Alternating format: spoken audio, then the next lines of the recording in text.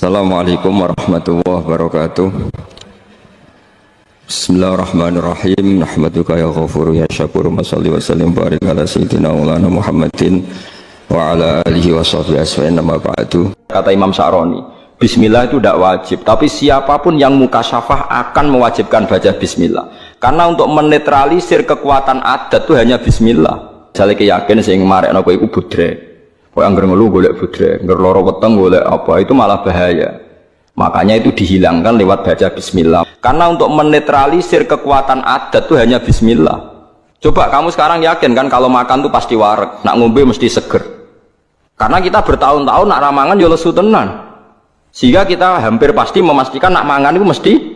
Lu kata mesti ini sing dadekno syirik, berarti Anda menafikan kekuatan Tuhan yang bisa membuktikan bikin malaikat tidak makan. Hidup. Misalnya kita kok, tapi aku manusia Gus gak malaikat. Bagi Allah sama saja, cek ke manusia cek malaikat, malaikat ra iso mangan hidup karena kekuatannya siapa? Allah kan? Lah kamu sekarang makan bisa hidup juga karena kekuatan Allah, bukan karena makanan. Sego iku ra ndek akal. Logikane ngeten. Dan saya bangga dengan teori ini, mergi ini dawuh ulama. Dosa paling gede itu syirik. Syirik itu mensekutukan Tuhan. Maksudnya menganggap selain Tuhan itu fungsinya atau kedikjayaannya atau kekuatannya sama dengan Tuhan. Kemudian makna syirik itu meluas menjadi kelompok sing ekstrim. Ana wong sing darani sekedar ziarah kubur, donga ning kuburan dianggap napa syirik. Mergo dianggap njaluk napa kuburan. Padahal umpama dirungokno dongane ya muni ya Allah lho, ya ora ya muni ya kuburan. Tapi ya mulane sekali-kali sing darani syirik kon ngrekam utawa kon ngrungokno. Kok oleh donga tetep muni napa? Ya Allah ya Rabbana, kan ya ora muni ya. Malah sing mayite rada dinyek. Lah piye kowe teko ado-ado nek misale rugen sampeyan ziarah ning aku ateng nyek Gusti, niki guru kula. Salah-salah dosa-dosane sepuro. Bakas dosaku barang gak kurang ajar tapi. Lah iya kok diarani njaluk aku piye ngenyek barang kok njaluk. Lho lah iya kok sembarane njaluk piye kowe nak ndongakno guru Pak. Wa maghfir dzunubahu wa sayyiatihi, semoga kan tetep botongano. Waghfir Gusti niki sepuro nak apik jenengan tikelno, nak elek jenengan sepuro. Ya kan nyek wong kan berarti dekne memungkinkan aku elek barang kan. Asline kan lah ya dengan posisi ngono kok apik njaluk mayit kan ya ora mungkin wong nyeke yo nganti ngono. Pemene nak roken rodok ngalim dongane umat al-qabruhu rodotan min riyadil jannah wala taj al-qabruhu khufratan min khufarinir. Gusti kuburane dadekno taman surga, ampun dadekno jurang neraka. Artinya dekne dhewe nganggep aku kan posisi ndak aman kan. Malah aku ora seneng diziarah ruhin, aku ngerti kira-kira aku ada pelecehan pasti itu. Artinya dengan kondisi ini saya yakin orang ziarah kubur umpama mbok arani bid'ah cek nganggur lah pokoke jarani syirik. Nggih jarani ndak mungkin kan dengan lafaz-lafaz itu orang minta sama kuburan itu dengan lafaz-lafaz sing rodok wae dan merendahkan mulu sing. Makanya syirik itu sing mesti dia menyekutukan Tuhan. Ada makhluk lain atau selain Allah yang kamu anggap kekuatannya sama dengan Allah. Dan itu lucunya malah terjadi dalam kita keseharian. Nah, untuk menetralisir hukum adat yang sudah mengkerak wis ngene iki kon maca bismillah. Setidaknya kita yakin nak sing maringi kekuatan iku Allah lewat bismillah. Ya, tapi secara naif kita secara fatwa fikih resmi kan itu tidak wajib.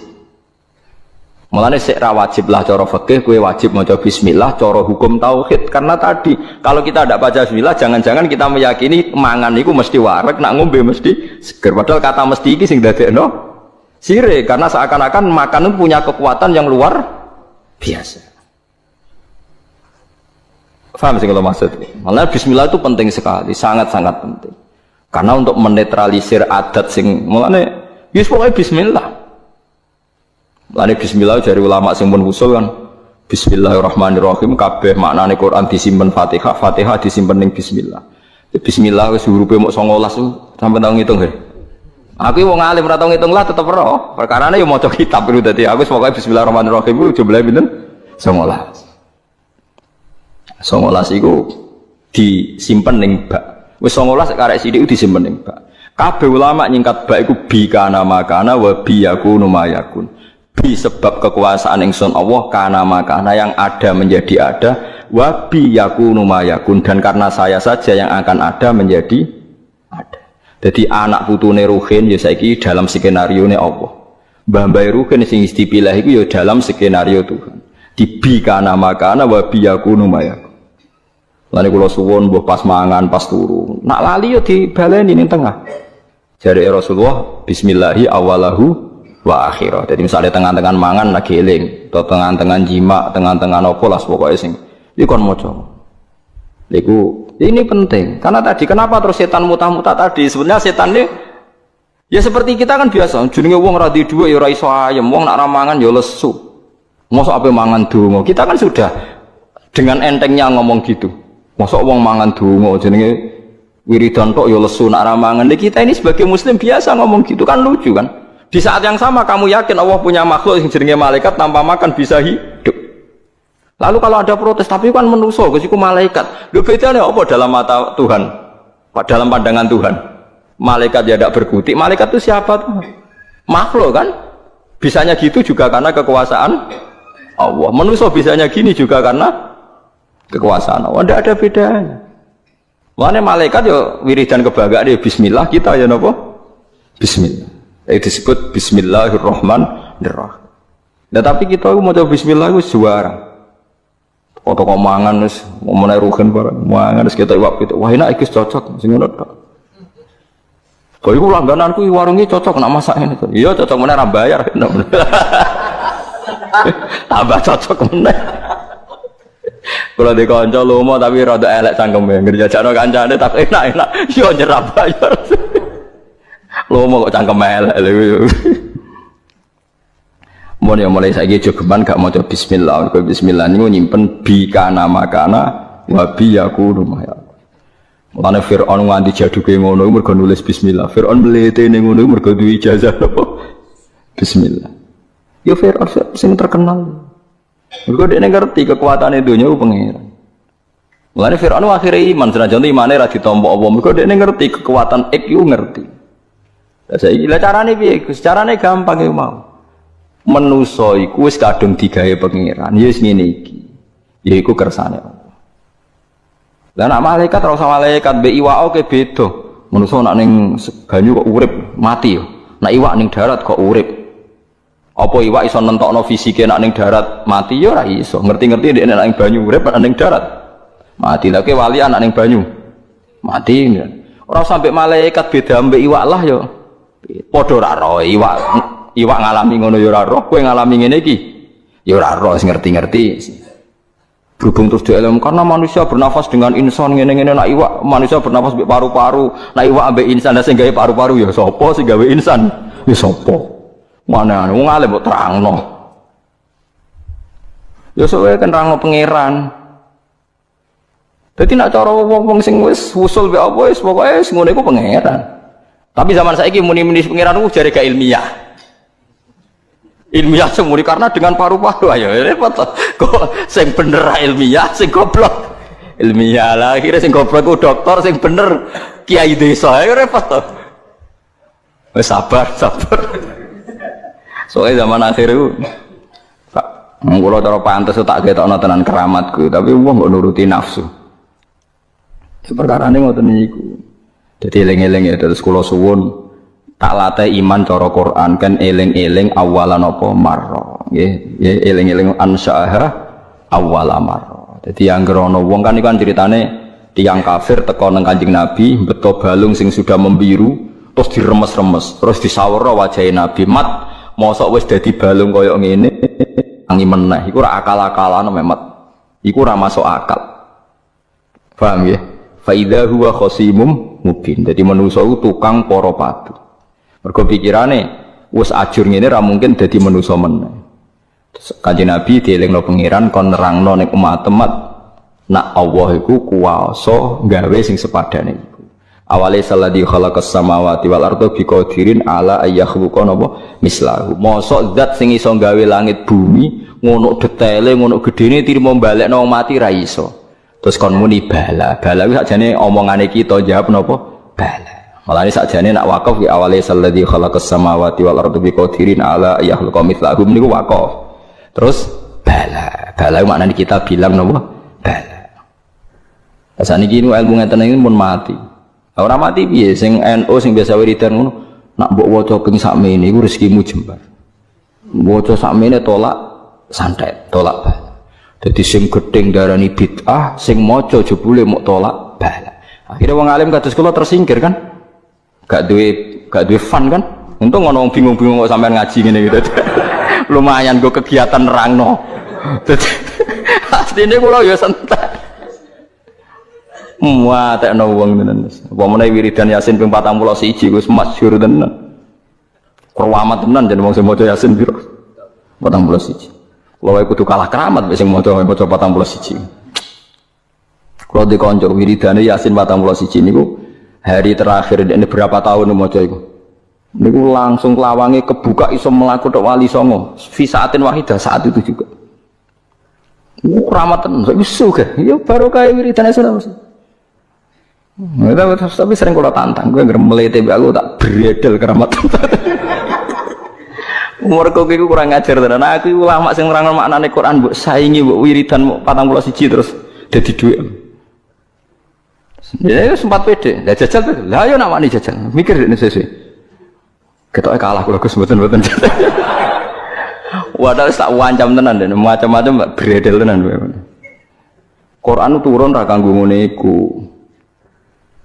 Andai kan surah Yasin menjelma dados iso diskusi mesti mihak kula.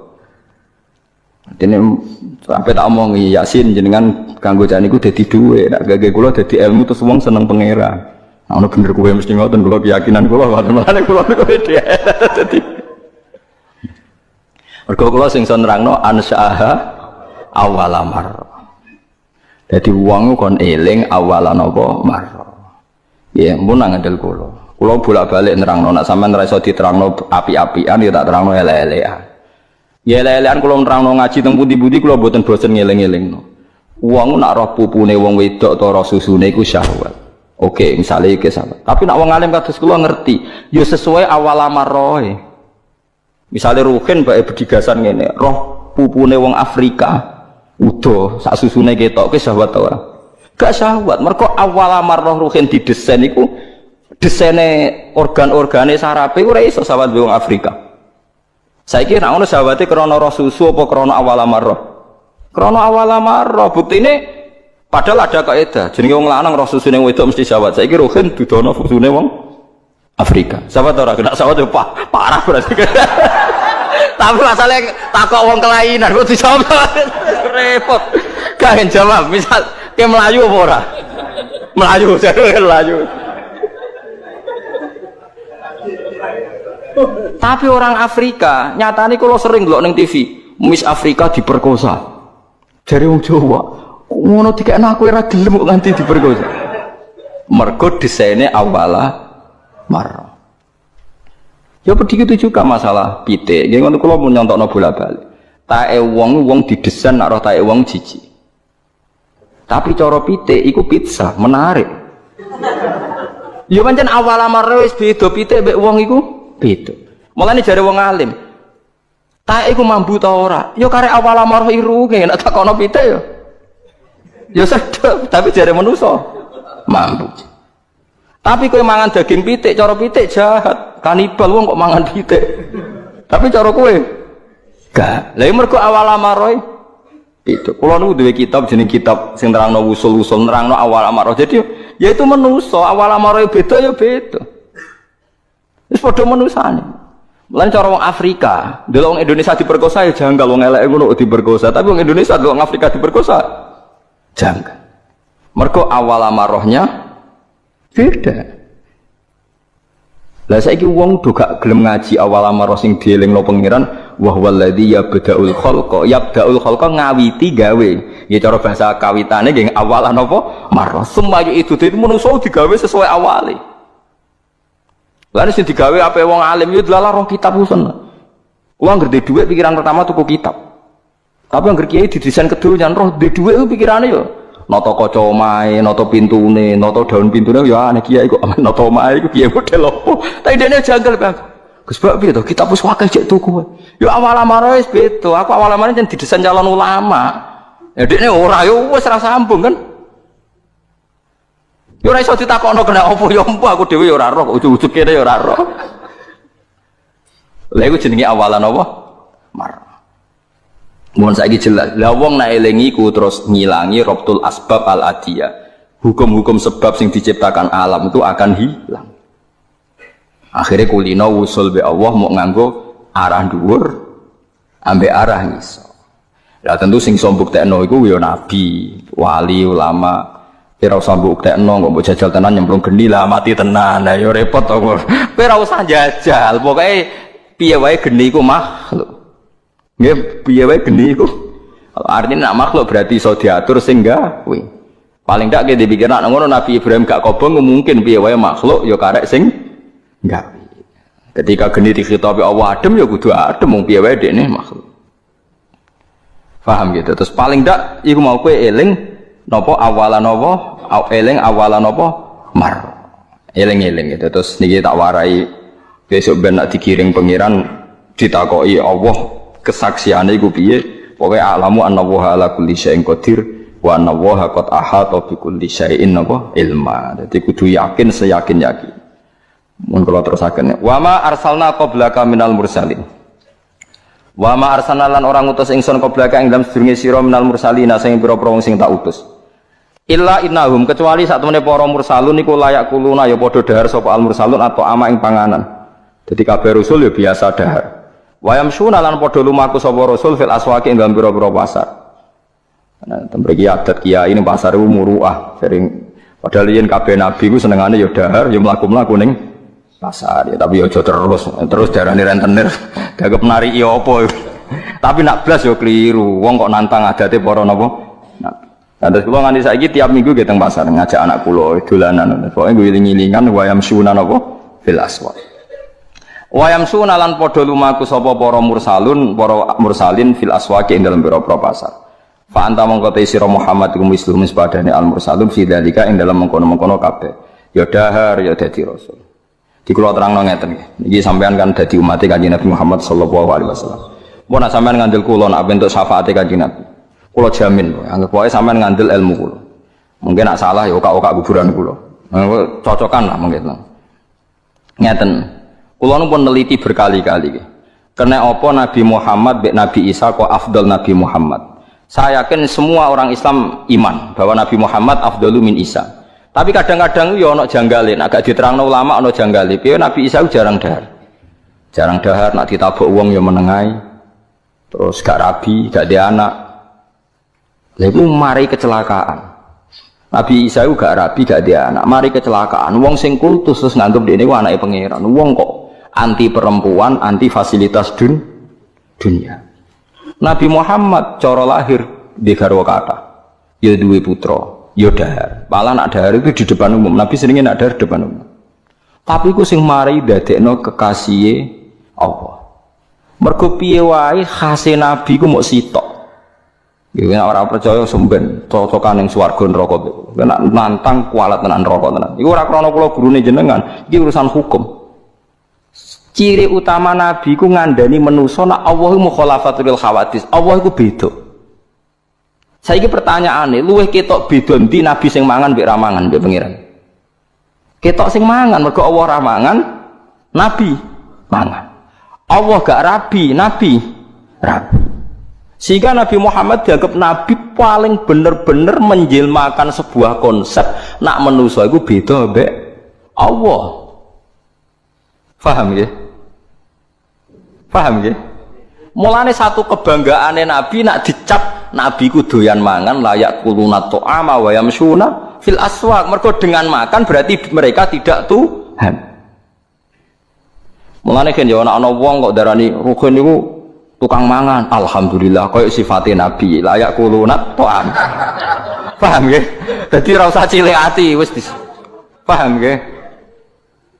Lho tenan iku lho mboten guyon. Mulane kabeh sering Nabi untuk wahyu pas dahar. Mergo dahar iku satu ubudiyah sing luar biasa. Yaiku ketok mukhalafatul lil hawadis. Mun ajenan ngandel kula. Nabi Isa saking khusyuke saking begitu tebar pesuk. Wong nabi paling khusyuk Nabi Isa. Sampai penggemar iku darani dekne iku pangeran. Makanya penggemar Isa nanti itu dipermalukan oleh jawabannya Nabi Isa. Iku masyhur. Ning Quran iku diterangaken jeng ben Nabi Isa itu satu-satunya nabi sing ditakoki pangeran ngenten. Nabi Ibrahim kan yo mangan di bojo loro, tukaran barang, nengan barang semacam-macam lah. Nanti akhirnya Nabi nak urusan wedok yo ngakali barang, lane ngakali yo oleh. Sarah iku cemburu mbek Hajar. Nabi Ibrahim yo pancen wong nabi. Nabi ku yo nabi, wajib diikuti. Tapi nak urusan mimpin bojo iku wis tetep ana ngakaline. Cuma yo ngakali apa yo ngakali ku pinter ngene. Pinter kan gak kudu ngakali kan. Pokoke pinter ngene. Sarah niku ayu banget. Riyen niku ana raja. Senengane iku koleksi perempuan. Jadi duwe jasus itu mata-mata, semoga ngongkon rugen sing pakar-pakar perempuan iku. Pokoke nek ana wong ayu setorno aku. Wes. Ya ora ana sing khilaen terus digodhe rawane sen aja bayangno kowe dikongkon terus. Suatu saat Hajar iku liwat mbek Sarah. Sarah iku liwat mbek Ibrahim. Ya Ibrahim nabi niku. Barang liwat cekel. Bukan dicekel lu jare rajane berpuluh-puluh perempuan yang saya rasakan tidak ada secantik dia. Ini spesial untuk saya. Akhirnya Sarah tahajud ndonga. Gusti kula ni bojone nabi jenengan. Mboten pantes kula nganti digauli bahkan hanya disentuh saja oleh orang dolim mboten pantes. Lani ndonga ora kudu njuk perlindungan men kula ni mboten pantes bojone nabi kok disentuh tiyang napa? Dolim. Nah, Ibrahim pinter ditakoki. Iku sapa? Iku dulurku. Mergo wong nakal iku pikirane padha. Nak Ibrahim muni bojone mesti dipateni semangat. Wah gara-gara dilanangan iki ra gelem mbek aku kan. Dadi muni apa? Dulurku. Lah nak dulur dipek-pek perkara IP kan. Dadi Nabi Ibrahim, mulane Nabi Ibrahim sampeyan ra iso nyafaati perkarane tau bodoni niku. Lho nggih to nggih. Tapi ki ra usah mela-mela iku dawuh hadis sahih Ibrahim sampeyan ra iso nyafaati. Mergo ketika wong njaluk syafaat Ibrahim, piye wae aku ning donya tau bodoni, paham nggih? Tapi ora bodoni kok sampean paspor kok ora, maksud BPKB kok parah nah niku niku. Paham nggih? Nate pirang to jeneng hadis iki? Nabi Ibrahim mboten saged nyafaati mergo ngaku nate napa? Bodoni. Padahal iku ora bodoni. Cara fikih kan halal mergo bodoni demi keamanan. Terus Nabi Ibrahim memberi penjelasan yang Sarah. Lho berarti kowe bodoni Nabi kok bodoni jare Sarah? Ora, fa wawah ma ala wajhil ardi ahadun aslama illa anti fa anti ukhti fil Islam. Ning donya ora ana sing Islam kecuali kowe, berarti kowe dulurku fil Islam. Jadi bojone sempat protes, Nabi kok bodoni. Ibrahim hasil tiap apa dikumpuli itu tangane salak niku jempe. Sampai 3 kali. Akhirnya terus jari raja iki, "Ken kowe iku mau ngentokno aku setan. Wah, sok wong ayu kok dikumpuli ra kena iki setan." Lah wong dhisik ku nak ngekek penghargaan dikei hadiah, akhirnya dikei hadiah Hajar. Lah malah Nabi Ibrahim seneng Hajar. Ya coba terusno ora jero-jerono, Bang. Seneng Hajar, akhirnya Hajar dia anak rupane Ismail. Sarah mencemburu terus, yo ora kudu ra ketok mripatku. Yo, dari Ibrahim, yo. Syarat kedua kudu mbok lukai. Aku yakin pikirannya Sarah ngelukai mbok pipine lah, bah baduke. Iya dari Nabi Ibrahim, iya ae dene iya. Ternyata ngelukaine niku napa niki jeneng? Kuping. Mulane jare Said Zabidi, wong nganggo anting iku sunat. Perkarane pertama wong sing nglukai kuping itu Nabi sinten? Ibrahim. Padahal aku yakin maksudnya Sarah yo pipi tau boleh jebule pokoknya kan perjanjiannya pokoknya dilukai. Yo jare. Lah mulane yo ngakali ku ora kudu bodoni. Dilukai tenan diantiki tambah ayu. Sarah ora iso protes mesti lukai. Kita wari kiat-kiat. Olah nek ana ana kiai ndake ku yo ana ilmune, Pak. Perkara iki sekunane kuno ngoten niku. Dadi kowe ben ro sejarah. Dadi yes ngono. Akhire Hajar dipindah teng ndi? Mekah. Mulane jare Said Zabidi kena ben ro sanate napa anting ku dhisik murkane Sarah, akhirnya Hajar napa? Hajar dilukai. Mbon saiki kula terusno cerita. Nabi Isa, nabi sing satu-satunya nabi sing ditakoki pangeran ngeten di depan orang banyak khalayak. A anta qulta linnasi takhizuni wa ummiya ilahaini min dunillah. A anta qulta linnasi takhizuni wa ummiya ilahaini min dunillah. Sah. Jangan-jangan kowe sing ngongkon wong ben nyembah kowe mbek mbokmu. Enggak ada nabi yang ditanyai begitu. Karena semuanya nabi khas basyariahnya jelas. Mulane Nabi Muhammad untuk merevisi syariat Nabi Isa tak dahar itu di depan umum. Bahkan Nabi sering dahar di depan pintu. Sing cara Jawa ra ilok. Ya go nunjukno nak beliau hanya basar. Bahkan Nabi Isa tuh jarang ketok dahar. Sampai pangeran sing nerang Nabi Isa doyan mangan. Iku mal masih ibnu Maryam illa rasul. Qad khalas min qablir rusul wa ummuhu siddiqah kana yakulani ta'am. Mane sakniki sampean ngerti to, nak mulane Ruhin sering mangan iku makome dhuwur niku. Paham ya? Tapi masalahnya mangane krana lesu iku mari elek. Jadi mangan niku nunjukno nak kita iku basari. Mulane mangan ora dadi wali piye, sampean misale lesu, nak lesu lemes. Bareng mangan gumregah. Ya Allah Gusti cek lemah, mletene kula jari duwe akal, ternyata mau butuh beras sing jarine gak duwe akal. Kita ini kan sering dinaifkan Tuhan tuh. Mulai itu manusia makhluk yang punya akal, Jebule nak lemes butuh kangkung sing randi akal, butuh beras sing randi. Harusnya setiap makan tuh ada tamparan. Betapa dhaifnya kita, betapa naifnya kita. Mana banyak wali diangkat jadi wali justru pas makan. Saya itu belum pernah mukasyafah kayak pas makan. Meskipun sekian detik tapi saya pas ngalami itu ya pas makan. Karena dengan perasaan tadi, ya Allah cek dhaife kula Gusti jarine mlete jebule butuh mana? Aja jalan menurut suasana muni makhluk paling terhormat paling diakal. Jebule geledak butuh kangkung, butuh keting, sing mangane taek, macam-macam. Akhirnya setiap mangan itu kita ngerasa doif sekali. Tapi mangan ora ngono kan. Enak itu cocok mangan. Bariku gelegekan serokokan. Bariku kelambi dicoplok. Waduh. Kulo nu kadang ngiri baru kan sering takkan batiri kulo terus. Cok penak urip dadi koyo Ruhin bareng. Aku ape turu wedi pangeran, ape mangan wedi pangeran, ndek dhuwit wedi hisab. Loro dadi ulama iku loro. Mulane ampun. Penak kados Ruhin mangan. Leger bariku serokokan terus ngantuk, kirain kemuli turu. Mulane ada ulama yang ndak iri orang awam itu udah ada. Iri kalau cena itu di wong awam. Penak. Lho tenan kula mboten sombong, bojo kula nu nate nangisi kula gara-gara ngertos kula pucet, bar mangan pucet, Gus ana apa? Ya kula jawabe ngoten. Kula bodoni kan gak iso. Iki ora ana rasane dadi ulama, ya sing ngene iki nasibe dadi ulama, mangan runtusan tertekan. Lalekno lek Gus. Mulane kula sering ndelok mangan mbek TV kadang beda anak. Kalau ndak ya ndak bisa. Ya kira ora rasane dadi ulama. Ya itu karena tadi. Ini penting untuk basyariah. Mulane ulama kabeh ijma'. Ulama itu ayo lucu. Ulama itu orang paling dihormati itu Rasulullah Muhammad, paling dihormati ulama. Semono, semua ulama menanamkan bahwa Muhammad punya al-a'rad al-basyariyah, punya sisi kemanusiaan. Kal marodi wal akli, contohnya kayak loro mbek mangan. Paham ya?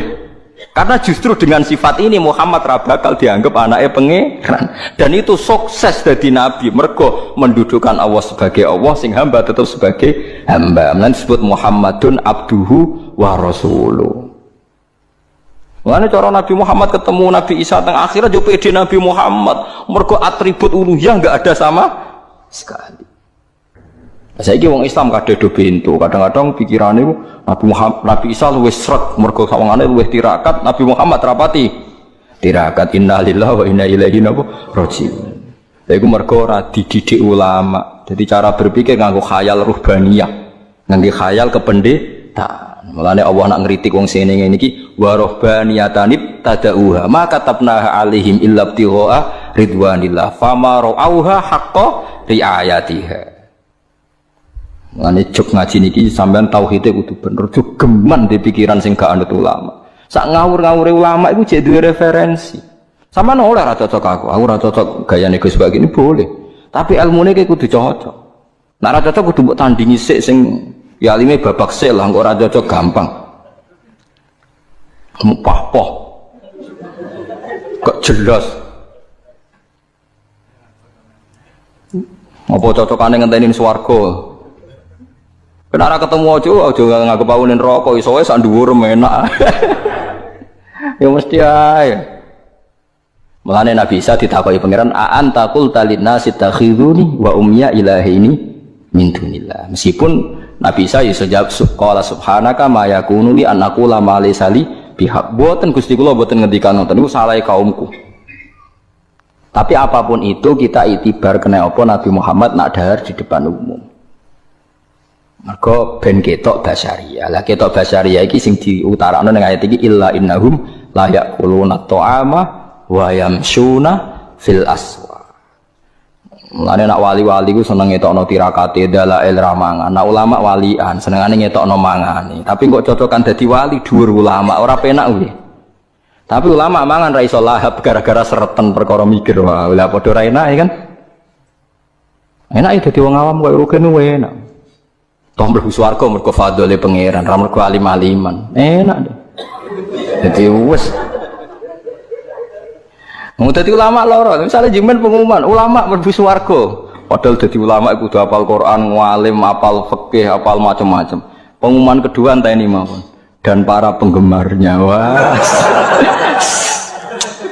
Seru, malah dadi ulama rugi. Saya ngandel aku rugi. Kene dadi ulama tirakat sinau macam-macam jule gelombang kedua pengumumane dan bareng di swarga kan ada ala Gus jule padha.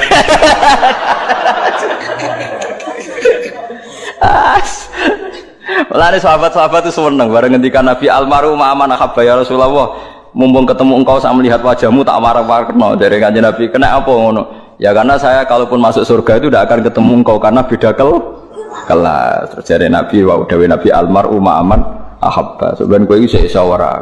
Lan faulaika ma'al ladzina an'ama Allahu 'alaihim minan nabiyyin wasiddiqin wasyuhada'i wassolihin wa hasuna ulaika rafiqa. Wong sing seneng tenan mbek nabi mbek ulama sok ben dibarengno ulama. Tapi ngono iku dzalikal fadlu minallah, iku fadlule Allah. Astine ya ora tok tapi didok-dokno mergo dzalikal fadlu minallah. Jadi mana nak ada ulama pun sampai ini pengumuman kedua. Enggak, tak jamin mesti gelombang kedua itu dan para penggemarnya. Wes janjine pangeran wae wes. Gelem ra gelem. Lah kula ikhlas ra ikhlas ya. Ya aku ikhlas ra ikhlas ya. Ikhlas ra ikhlas ya sih. Mun penak wae dadi ben sampean roh nggih. Terus kenapa begitu penting al-a'rad al-basyariyah? Mulane ulama nyifati Nabi sidik, amanat, tabligh, fatona. Terus ditambahi al-a'rad al-basyariyah. Pokoke terjemahan bebas itu sisi-sisi kemanusiaan. Justru ini penting karena nanti yang menjadikan garis tegas bahwa kita manusia makhluk, Allah di sana yang enggak butuh makan, enggak butuh minum. Justru itu hebatnya syariat Kanjeng Nabi Muhammad sallallahu alaihi wasallam. Jadi mergo pemisahnya jelas. Saiki wong malah bangga tirakat ramangan. Mangan ae, pokoke poso Ramadan. Nek kiai isin wis pantes-pantese poso 10 suro, pola pokoke ditambahi sithik-sithik. Gak usah berlebihan terus Senin Kamis suro 17 Rejab nisfu Sa'ban. Bariku keton pah-pah. Kulo nu jarang poso, tapi kulo jarang mangan, jadi hisab kulo tuh. Jadi bang sing poso bariku bukane ngentekno. Ngentekno beras, malah ra jelas kan? Paham ya? Terus sampean ngertosan saiki kena apa? Rasul kok disifati sederhana illa innahum la yaquluna ta'ama wa yamshuna fil aswaq. Karena dengan demikian beda banget mbek sifate Allah. Mal masih ibnu Maryam illa rasul qad khalas min qablihir rusul wa ummuhu siddiqah kana yaqulanit ta'am. Fa anta mongko te sira Muhammad iku misluhum iku sepadane kabeh fidzalika ing dalem mengkono-mengkono masalah kowe ya mangan lan mlaku ning pasar. Fidzalika fi aqli ta'am wal masyi fil aswaq. Waqat kila lan teman-teman den ucapno lahum kedhe para rusul apa mislu mas padane perkara kila kang den ucapno apa malaka kedhe sira. Ya wis nasib mat ngene iku wis dikomentari wong nasib padha mek rasul-rasul dhisik ya dikomentari wong. Jare nabi ora kaya malaikat sing ramangan. Engko misale ramangan tenan, wong kok ramangan wis repot wis barno kono jare dawuhe pangeran wis mat barno mat wis wong ora bener-bener mbah. Wajah kaya kiai ra kerja kiai ora kerja ngadalo salam temple. Lah kok kerja kiai kok kedonyan. Aduh, sembaro. Oh nganggur-nganggur apa? Barno ora mati dhewe.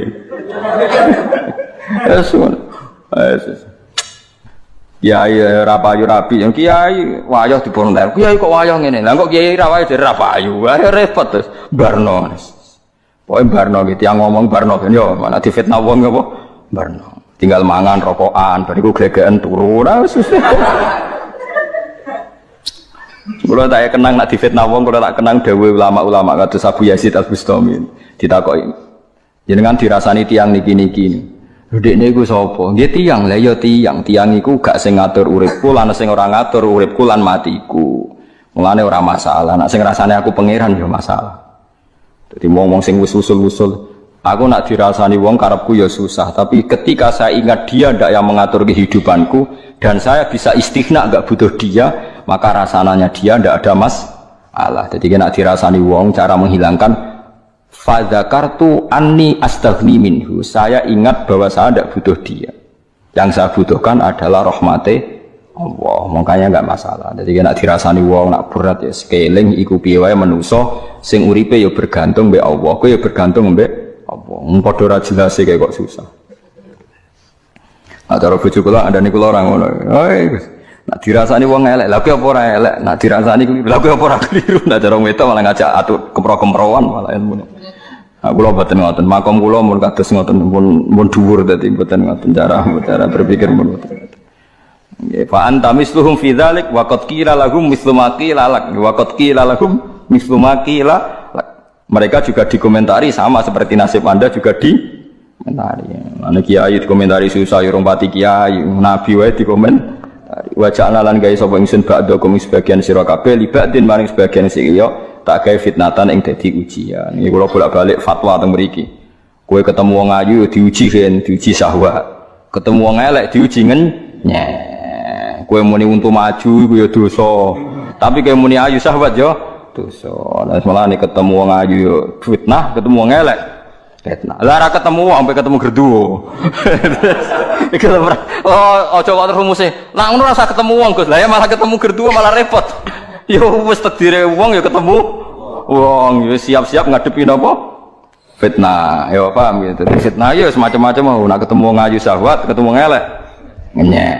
Ketemu wong gede tomak, ketemu wong cilik nyepelekno. Ya padha salah ya. Mulane kula mbek Kiai Zuhud itu rapati cocok. Ketemu wong ayu ra siap, ketemu pejabat ra siap. Lha masa kamu ketemu wong elek kok gak ngenyek tapi ya padha ae.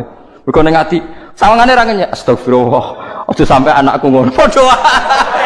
Sawangane ra ngenyek tapi muni ngono. Kadang-kadang wong Zuhud wae enggak tok. Ora ngenyek langsung kok Gus, tapi muni astagfirullah amit-amit padha ae. Blok-blok. Oh, dasar. Ora usah ngono biasa ae maksudnya wis. Terus kula wis to cangkem elek salami ya wis. Kula biasa tak kok rugen lho piye nek iso kriting. Ya biasa dene ya ora tersinggung biasa. Mun kunane mangsaku sugih mbok bonding pancet sih. Ya ora iso jebule pancet. Pokoke eling-eling ya pokoke sunai pangeran ketemu bojo, anak ketemu wong liya sedanten wa ja'alna ba'dakum li ba'din fit. Kowe manja anak wedi ngelama, engko mbok kekang wedi anak seneng barange wong, wis ora ono bener e. Numat anak piye, Gus? Dikekang ben efisien, engko seneng barange kancane. Nak dimanja, mari nakal ngelama. Ya ora ono bare, bojo piye?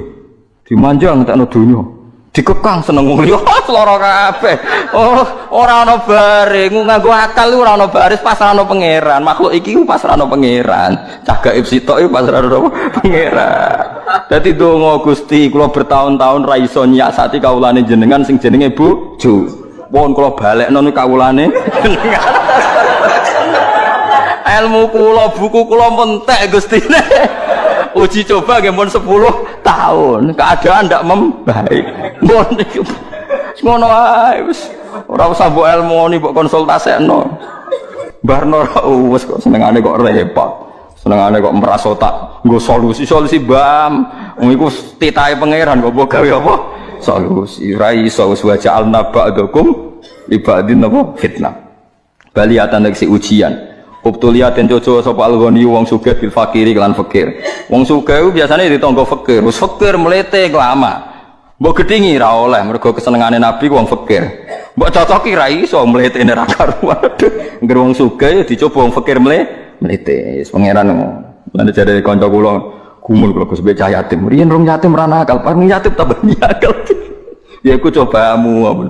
Mergo nak yatim nurut mbek kowe ki ngekeki ra mergo mbok opahi kongkon nurut to. Lah nek krana nakal lak mergo krana yatime. Lho nggih misale cah yatim nurut, jangan-jangan kowe ngekeki mergo nurute kena mbok kon ngalor gitu. Tapi misale cah yatim dikei dhuwit rugen 10.000, bareng kongkon ra gelem. Rugen tetep ikhlas. Berarti pangeran wis wae demi yatime iki. Lah nek nurut tak demi opahe. Ngono wis dipikir mbek pangeran wis barno ae. Ya bojo ya padha. Bojo nurut. Terus mbok opahi dhuwit gelem, mbok kumpuli gelem. Bedane apa mbek lonte? Nurut kan lonte kan grep bayari. Nurut. Lah bojo gak wis bayari kadang ra gelem. Wah iku bojo tenan ya. Paham? Dadi sanggup ngono ae kok repot. Senengane kok repot. Paham dadi. Lha iku ilmu kelas berat iki dadi. Lah iya misale kan ya bojomu baru kei dhuwit. Mbok kumpuli gelem, lah bedane apa?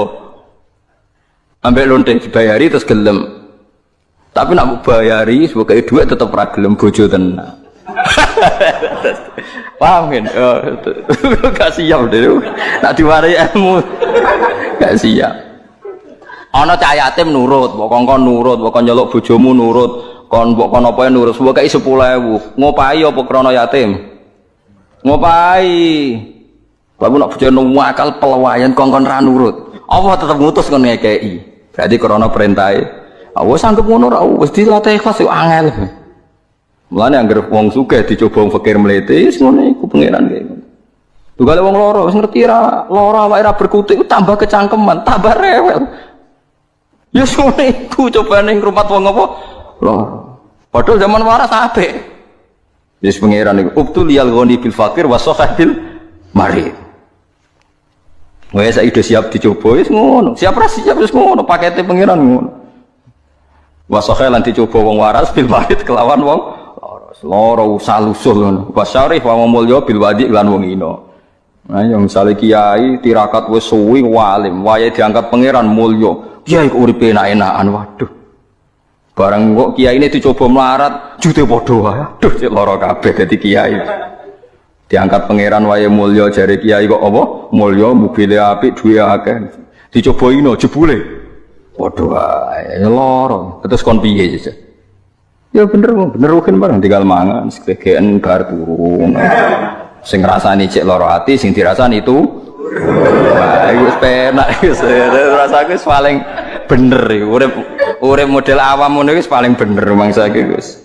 Paham. Wa syariful lan dicoba sa mulya bil wadi iklan wong sing ino. Yaqulu ngucap sapa asani sing kedua iku fakir, marid, wadi. Pokoke sing kelompok kedua itu fakir, marid, wadi. Oleh ngucap ngene fikulin ing dalam saben-saben suci malila aku nukal awal aku ora kok iso sugeng padha menusane kok ndekne ngono aku ngene padha menusane men pah-pah wis ngono dadi wis pangeran mali apa li keding sun la aku ora ningsun kal awali kaya sing pertama fikulin ing dalam saben-saben suci atas birun yo pertanyaane pangeran kowe dadi manusa tak takdir dicoba pertanyaane atas birun ana to sabar sira kabeh alama ing atas perkara tasmauna kang krungu sira kabeh man saking wong ubtuli tunggang dicoba sira kabeh bihim kelan kabeh kang dicoba sira kabeh bihim kelan kabeh kowe apa sabar ngrungokno cangkem elek sing mbok kowe ngono ora krungu lah ya ana sing nyampekno sembah ngono kula nek wis wong alim wis jarang wong wani iku wae ya ana wong sing nyampekno meneh koyo rugen tambah akeh sing wani dadi ya tapi kula wis ilmune sakeh dadi tenang wis dadi wis bandel Mulane iki siap-siap, wis repot wis. Bener Luqman Hakim nasihat pertama ambek anak iku jegeman percaya omongane wong. Lah sebuti no Pak yo masyhur dicapan. Luqman Hakim ngajak anake numpak khimar ditumpaki bareng jare wong-wong khimar sitok ditumpaki wong loro. Luqman Hakim wis dik ge medun dituntun anake. Wong tuwa model apa? Enak-enakan ning dhuwur anake sing nuntun. Akhirnya anake kon munggah, bapake sing nuntun. Anak model apa? Bapake sing nuntun kok anake munggah. Uji coba terakhir apa nuntun bareng. Jare wong-wong lu karepe piye khimar sito dituntun wong loro. Cara Luqman Hakim aku tak terusno tak culno. Tapi cerita iku berhenti ning kono. Cara aku tak terusno tak culno mesti karepe lho piye khimar kok dicul. Lah jenenge manusa. Aduh parah. Lah ya untungnya ceritanya berhenti dok kono. Coron lah diuji coba ke berapa coba. Kemungkinannya kan diculno kan. Terus komentarnya wong piye? Lho piye kibar kok. Atas biru nono sabar sira kabeh alama ing atase perkara tasmauna kang krungu sira kabeh man saking wong. Ubtuli tunggang den coba sira kabeh bihim kelawan anas. Wis kaya apa sabar. Mohon siap sabar. Mohon iki kondang berarti. Ini kan jurusannya fikih. Jadi tentu fikih atau usul fikih itu semuanya diambil dari Quran. Bisa dikatakan fiqhul Quran atau minta fasiril Quran, tentu umurun fikih, tentu sesuatu yang terkait dengan apa? Semua orang mufassir itu pasti menguasai fikih. Saya itu bisa tafsir seperti ini itu ya barokahnya. Saya itu setengah hafal i'anah. Kalau kamu kan setengah hafal takrib aja enggak. Ini ininya pengasuhnya ini yang siapa ini yang Pak siapa ini? Pak Khairuddin. Namanya aja sudah salah itu Khairuddin. Api-api agama. Jadi kalau kamu mangkel sama Khairuddin bocah kok nakal gitu. Itu kalau diterjemah api-api agama kok nakal gitu. Jadi ya sudahlah, memang kekacauan itu khasnya dunia ini, jadi ya biasa aja. Begini saya beri contoh yang ekstrim ya. Jadi cara memahami Quran atau fikih itu kalau ingin paham serius itu cari sisi ekstrimnya. Itu pasti nanti kamu akan mau tidak mau. Misalnya bayangkan kenapa harus pintar mengemudi. Bayangkan kalau tidak pintar itu kecelakaan. Fikih juga gitu. Kalau kita tidak tahu fikih itu bayangkan paling ekstrim, yaitu tidak dapat ridhonya Allah Subhanahu wa ta'ala. Nah, kenapa demikian? Karena hadan nabiyyu, ini nabi adalah musyarri' atau yang punya otoritas syariat. Sehingga dengan logika itu kalau kita punya kaifiyatul ibadah, cara beribadah sing tukhalifu manhajar rasul, ya yang beda dengan apa? Manhajnya rasul, itu pasti masalah besar. Karena kita berarti musyarri' baru, maka kritik terhadap kias, ini tak anggap mahatali semua. Kritik terhadap kias itu apa? Potensi sebagai apa? Musyarri'. Tapi kritik pada faham zahiri ini tak anggap mahatali betulan, karena yang mimpin sudah Khairuddin. Api-api ada. Jadi misalnya begini, sesuatu yang sama itu kadang berdasar riwayat itu ketentuannya beda. Misalnya kalau kita pakai urutan dosa akbarul kabair, satu itu al-isyrak billah, kedua adalah qatlul mu'min, ketiga adalah az-zina. Tapi kadang-kadang untuk mengisbatkan seseorang musyrik atau mengisbatkan seorang itu sebagai qatil, itu saksinya tidak sebanyak zina. Logikanya kan semakin akbar, semakin saksinya lebih banyak, tapi kadang secara riwayat tidak. Sehingga apa yang dikatakan agama menurut hadis ad-din wa riwayah. Kalau menurut hadis agama itu riwayat. Karena kalau kita melogika takut kita sebagai musyarri', sebagai penentu lain atau rivalitas dari Nabi dalam membuat aturan apa? Syariat. Oposisi ya kira-kira gitu. Sehingga beragama itu harus riwayat. Nah karena beragama harus riwayat itu, saya termasuk orang yang ngapalkan hadis banyak. Saya tuh hafalan saya hadis itu banyak sekali. Bukan karena ingin lulus ma'adali, itu sudah ada ikhlas kalau ingin S1 barang itu. Tapi ya gak apa-apa, gak ikhlas juga gak apa-apa. Semoga dimaafkan Allah. Tapi saya hafal hadis itu bukan niatnya kayak jenengan ingin jadi apa? S1 terus guru TPQ nanti ketemu banyak ustazah yang cantik itu gak bener itu niat itu. Tapi memang aturannya seperti itu. Saya beri sekian contoh. Kalau agama itu tidak selalu mengikuti logika kita. Saya memberi contoh logika sosial. Karena ini yang paling mungkin dalam perdebatan ijtihad. Kalau ubudiyah kan kita sudah taslim ya. Cara sholat pasti seperti itu. Tapi saya beri contoh sosial. Menurut Anda jujur itu baik apa enggak? Kita pasti mengatakan jujur itu baik. Tapi kebaikan jujur menurut agama itu harus berbasis halal dan haram. Begitu juga senyum, begitu juga komitmen. Itu setelah halal haram. Tadi saya sudah bilang sama Gus Hasan Sadili, akhlak itu di bawah hukum. Andai kan senyum itu ibadah, itu orang-orang nakal yang rayu lelaki hidung belang, itu semuanya tukang Senyum. Kadang ustazah sering merengut karena kurang bicara atau apa tidak tahu. Nah, nanti kalau senyum itu ibadah berarti mereka lebih sering ibadah karena sering senyum. Itu kalau sampean maling tidak konangan lapor ke pimpinan, mesti dianggap wah kamu bagus karena maling tidak konangan. Tapi ya bagus dalam konteks maling. Kamu judi kemudian kalah, kamu bayarkan sama yang menang. Kamu ya dipuji pejudi yang baik karena berkomitmen. Nah kita tidak pernah tahu sebetulnya kata baik itu harus berbasis syariat. Sehingga kita tidak pernah muji senyum itu baik, berkomitmen itu baik kecuali ba'da'an wa faqadzalika kullu syariat Rasulullah sallallahu alaihi wasallam. Sehingga istrinya Nabi itu diajarin syariat itu beda dengan logika. Jadi kalau mbak-mbak ini yang cantik itu sering senyum sama Ustadz ini Pak Khairuddin itu haram. Karena dia pasti GR dianggap cinta. Nah, itu kesunatannya merengut. Itu secara agama kesunatannya itu merengut. Apa bahasa Maduranya merengut tuh? Oh, saya beri contoh, tidak betapa agama itu riwayat. Ya nisa an-nabi lastunna ka ahadim minan nisa ini taqaitunna fala takhdu'na bil qauli fayatma alladhi fi qalbi marad. Wahai para istrinya Nabi, jika kamu ngomong sama lelaki lain fala takhdu'na bil qauli, jangan terlalu sopan. Takhdu'na dari kata khudu. Karena kesopanan seorang perempuan cantik pada lelaki yang enggak benar itu mesti ditafsirkan yang macam-macam. Jadi kalau mbak-mbak cantik bilang, monggo Pak Ustadz Khairuddin mampir ke saya. Wah pikirannya, meskipun Ustadz itu mesti pikirannya kemana-mana. Padahal tujuannya mbak-mbak itu mau tanya bab istikhadah. Tapi ini mesti enggak Khairuddin lagi pasti. Sudah agak-agak Saruddin.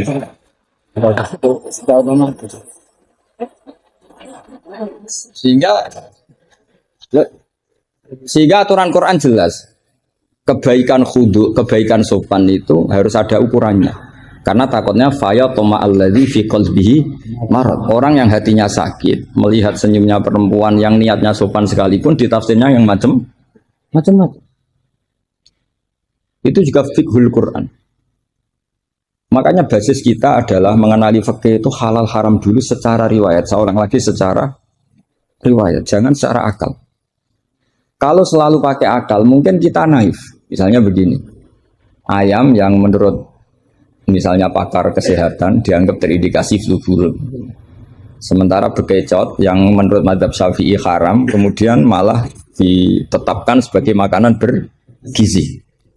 Andai kan kamu jadi mufti yang mengikuti ilmu ahli gizi atau kedokteran misalnya. Kamu mengatakan apa coba?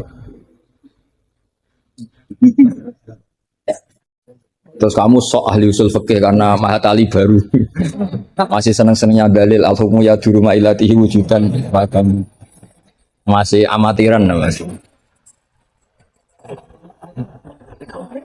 Wah ini bekecot ini illatul hukmi sudah naf'u ya, memberi manfaat. Yang sementara ayam itu doror karena apa? Mengandung apa? Flu burung. Wah berarti yang bekecot halal, yang ayam haram. Kalau kamu bilang gitu kan takut balawa minamikum. Bisa dicorek dari daftar dai. Kalau saya seperti yang dikatakan MC, saya tidak pernah takut suatu saat tercorek apa tidak pernah takut. Karena kita sudah biasa belajar ilmunya wali. Artinya belajar wali ya nomor satu cari ridhonya Allah. Saya tidak pernah ingin terkenal. Dan kalau saya terkenal kok termasuk dosa yang menterkenalkan karena saya. Jadi fahisabuhum ya alaihim bukan alayya.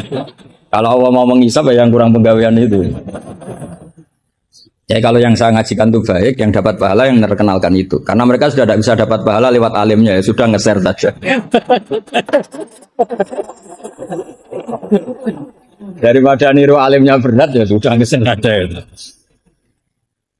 Sehingga tadi saya sempat rembukan sama Gus Hasan Sadili. Kenapa Rasulullah itu ngendikan bu istuli utammima makarimul akhlak. Makarimul akhlak itu mutammimah, penyempurna. Tapi setelah basis halal haram. Tanpa itu nggak bisa ada makarimul akhlak. Apa artinya senyum sebagai makarimul akhlak dilakukan fasikoh yang menggoda lelaki. Coba lembaga-lembaga rentenir itu yang cantik-cantik itu tukang senyum enggak? Tapi yang mulang di masjid ngobrai santri jamaah merengut. Berarti hadal ustad merengut. Padahal kata Nabi konsen senyum. Ini lembaga rentenir senyum. Terus pahalanya banyak mana? Maka ukurannya adalah halal haram itu dikawal dulu. Baru setelah sesuatu itu halal, baru senyum itu sunnah. Ya, tapi kalau halalnya saja tidak kena, misalnya perempuan penggoda, perempuan nakal, terus senyum, ya tetap tidak ibadah, kan basisnya dari haram. Tak senyumnya MC ini, kan basisnya sudah ngatur dia itu haram. Itu haram. Jadi harus istighfar itu.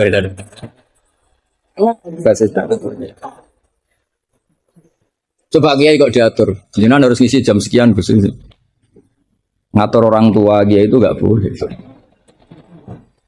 Nggak ada dalam akhlak apa taklim mutalim kiai boleh apa? Diatur nggak ada. Makanya ini sebagai percontohan. Saya tahu anak-anak di sini ingin ngatur saya habis Isya. Tapi supaya kamu dosanya tidak kebanyakan. Ada ngatur kiai. Saya minta ngaji sekarang. Ternyata sampean nurut. Semoga ini kafarah. Tidak rileks saja karena khasnya ngaji santri itu rileks. Mulai dulu lama kalau ngajar tuh ya rileks. Saya masih ingat jawabannya Mbah Mun. Aku itu sering dikritik orang. Kata Mbah Mun, saya sering dikritik orang kalau ngaji itu guyon. Kamu tahu kan, Syekhina Kiai Mbah Mun kalau ngaji kan sering guyon. Banyak kiai khusyuk yang kritik saya. Kiai kok kalau ngaji guyon? Kata Mbah Mun gini, yang nggak bisa guyon itu karena ilmunya pas-pasan. Jadi melihat kitab itu sudah meruntus itu, sudah beradu. Jadi nggak ada waktu untuk guyon. Jadi roh kitab, apalagi dilihat orang banyak, ilmunya kan pas-pasan. Itu pasti nervous dulu itu. Jadi justru kiai guyon itu bukti alim karena masalahnya selesai. Lo coba kalau kamu udah alim ngaji, mbok ahli guyon kayak apa bisa guyon ndak? Oh meriang ini ya jibu taya jubu ini. Enggak pusing.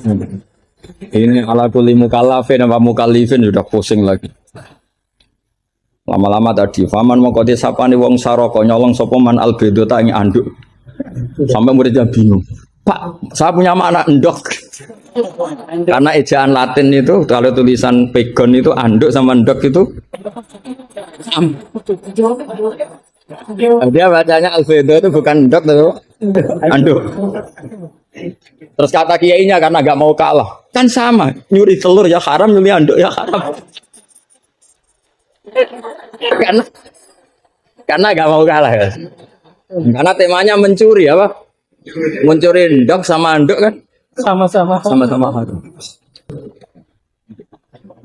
Yang repot walillahi mulkus samawati wal ardi, Allah punya langit wal ardi lan bom. Karena dia bumi dia bacanya bom. Ketika diprotes ya sama. Langit dan bom kan ya sama milik Allah. Wah ya repot. Ada orang seperti itu. Jadi untuk mengkaji fiqhul Quran itu pastikan status halal haramnya dulu. Tanpa itu basis makarimul akhlak tidak bisa. Seperti tadi, kesunatan senyum bagi seorang perempuan itu harus berbasis halal pada orang yang halal. Kalau ndak ya tadi fala takhdu'ana bil qauli fayatma alladzi fi qalbihi. Kalau istrinya Nabi saja punya aturan nggak boleh senyum-senyum baik-baik sama lelaki yang nggak jelas-jelas begitu. Apalagi yang nggak istrinya. Itu sudah tak tafsirkan. Dia tadi mbak-mbak yang senyum pada Ustadz Khairuddin mau tanya istikhadah tapi mesti GR-nya ini. Wah, berarti seneng saya. Itu kan parah ya. Itu fayat ma'alladzi fi qalbihi. Kalau marodonya santri paling banter ingin dinikah. Kalau marodonya orang nakal kan lebih dari itu keinginannya itu.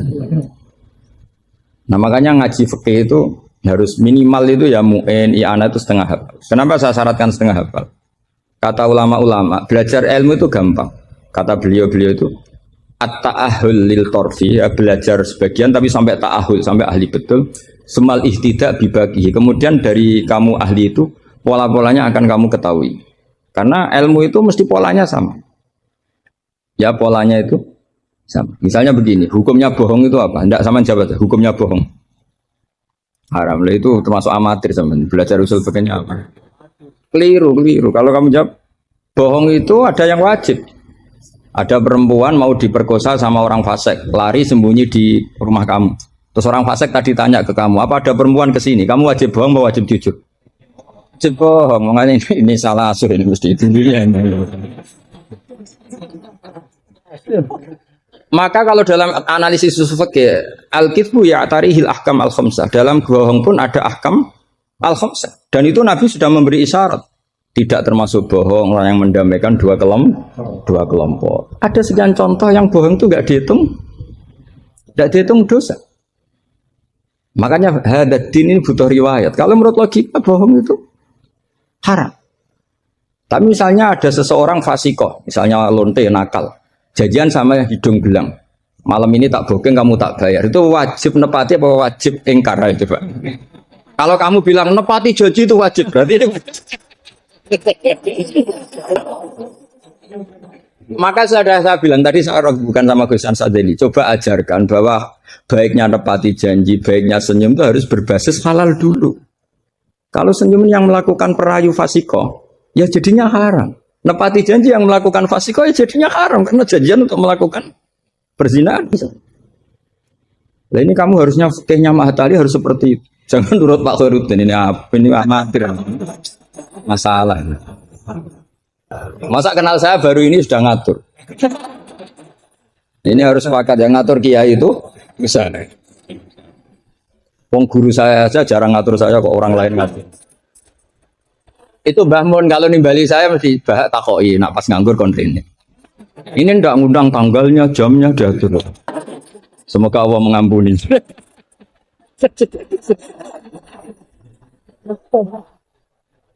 Tidak supaya Anda sadar bahwa di balik aturan-aturan prosedur juga aturan etika bainal ulama. Oke, aturan prosedur saya harus ngisi jam sekian. Itu aturan prosedur. Tapi aturan prosedur ini tidak mengalahkan hukum taklim mutaklim. Makanya semoga ngerubah jadwal ini bagian dari kafaroh ya. Saya teruskan. Jadi fikih itu harus Anda itu harus setengah hafal. Ya minimal takrib mu'in. Nah, barokahnya setengah hafal ini kamu punya basis. Basis, kalau basisnya kuat nanti bisa ihtidak ila bagihi. Misalnya begini. Kalau kamu maknani qasrus salat itu apa? Coba. Enggak jawab saja. Meskipun amatir jawab saja. Qasrus salat. Apa gurunya yang tak tanya? Nanti kalau enggak tahu malu kan. Ya kalau murid enggak benar kan pantas. Meskipun nanti enggak benar saya nyalakan gurunya juga. Coba jawab, qasrus sholat itu apa coba? Loh iya, maksudnya gimana? Dari 4 menjadi 2. Kalau dari 3? Enggak kan? Dari 2? Enggak bisa. Itu pengetahuan standar. Pengetahuan standar. Amatir. Tapi cukup lah. Cukup untuk ngelamar anak Pak Kaji itu sudah. Tapi sebetulnya ada qasrus sholat yang makna lain, yaitu minal wujub ila tarkil wujub, atau minal haram menjadi tidak haram, atau minal ibtal atau mubtilat menjadi tidak mubtilat. Karena ayat itu turun ketika perang. Wa idza darabtum fil ardi falaysa 'alaikum junahun an taqsuru minas sholat. Itu ulama tafsir itu ijma, dan ini Anda pasti tidak tahu. Karena gurunya aja belum tahu ini. Itu sebetulnya ayat itu bukan turun tentang rubaiyah menjadi sunaiyah. Tapi tentang hamlud dam fi sholat itu nggak boleh. Tapi gara-gara perang menjadi boleh. Bergerak salah suharokatin mutawaliyatin normalnya nggak boleh, gara-gara perang menjadi boleh. Maka di situ maknanya qasrus sholat adalah minal wujub menjadi tidak wujub, minal ibtal menjadi tidak ibtal. Tapi kan kita kan dari dulu belajarnya amatiran gini. Jadi ya sudah qasrus sholat pokoknya papat jadi 2. Itu sudah pinter. Makanya di antara terusannya ayat itu kamu harus membawa pedang. Karena padahal membawa pedang ini kadang mulat toh bidam. Pedang ini penuh dengan darah. Jadi antak suruh minas sholat tentu makna pokoknya seperti tadi 4 menjadi 2. Tapi ada makna yang justru dibawa oleh sejarah ayat itu sendiri, yaitu normalnya orang sholat tidak bawa darah tapi ditoleransi saat perang. Nggak boleh gerak, ditoleransi saat perang. Misalnya sholat, istiqbalul kiblat wajib enggak? Wajib. Tapi fi syiddatil khaufi wajib enggak? Enggak. Nah, itu ya qasru sholat namanya. Jadi qasru maknanya mencendak, memperpendek dari syarat misalnya 100 atau 10 menjadi tinggal 4. Jadi qasru itu misalnya syara itu sihati sholat 10 gara-gara syiddatul khauf menjadi 4. La minas asroh ilal arba'ah ini juga qasru. Paham tak ya? Enggak, kalau ilmu yang kelas tinggi nerangkan ustadznya.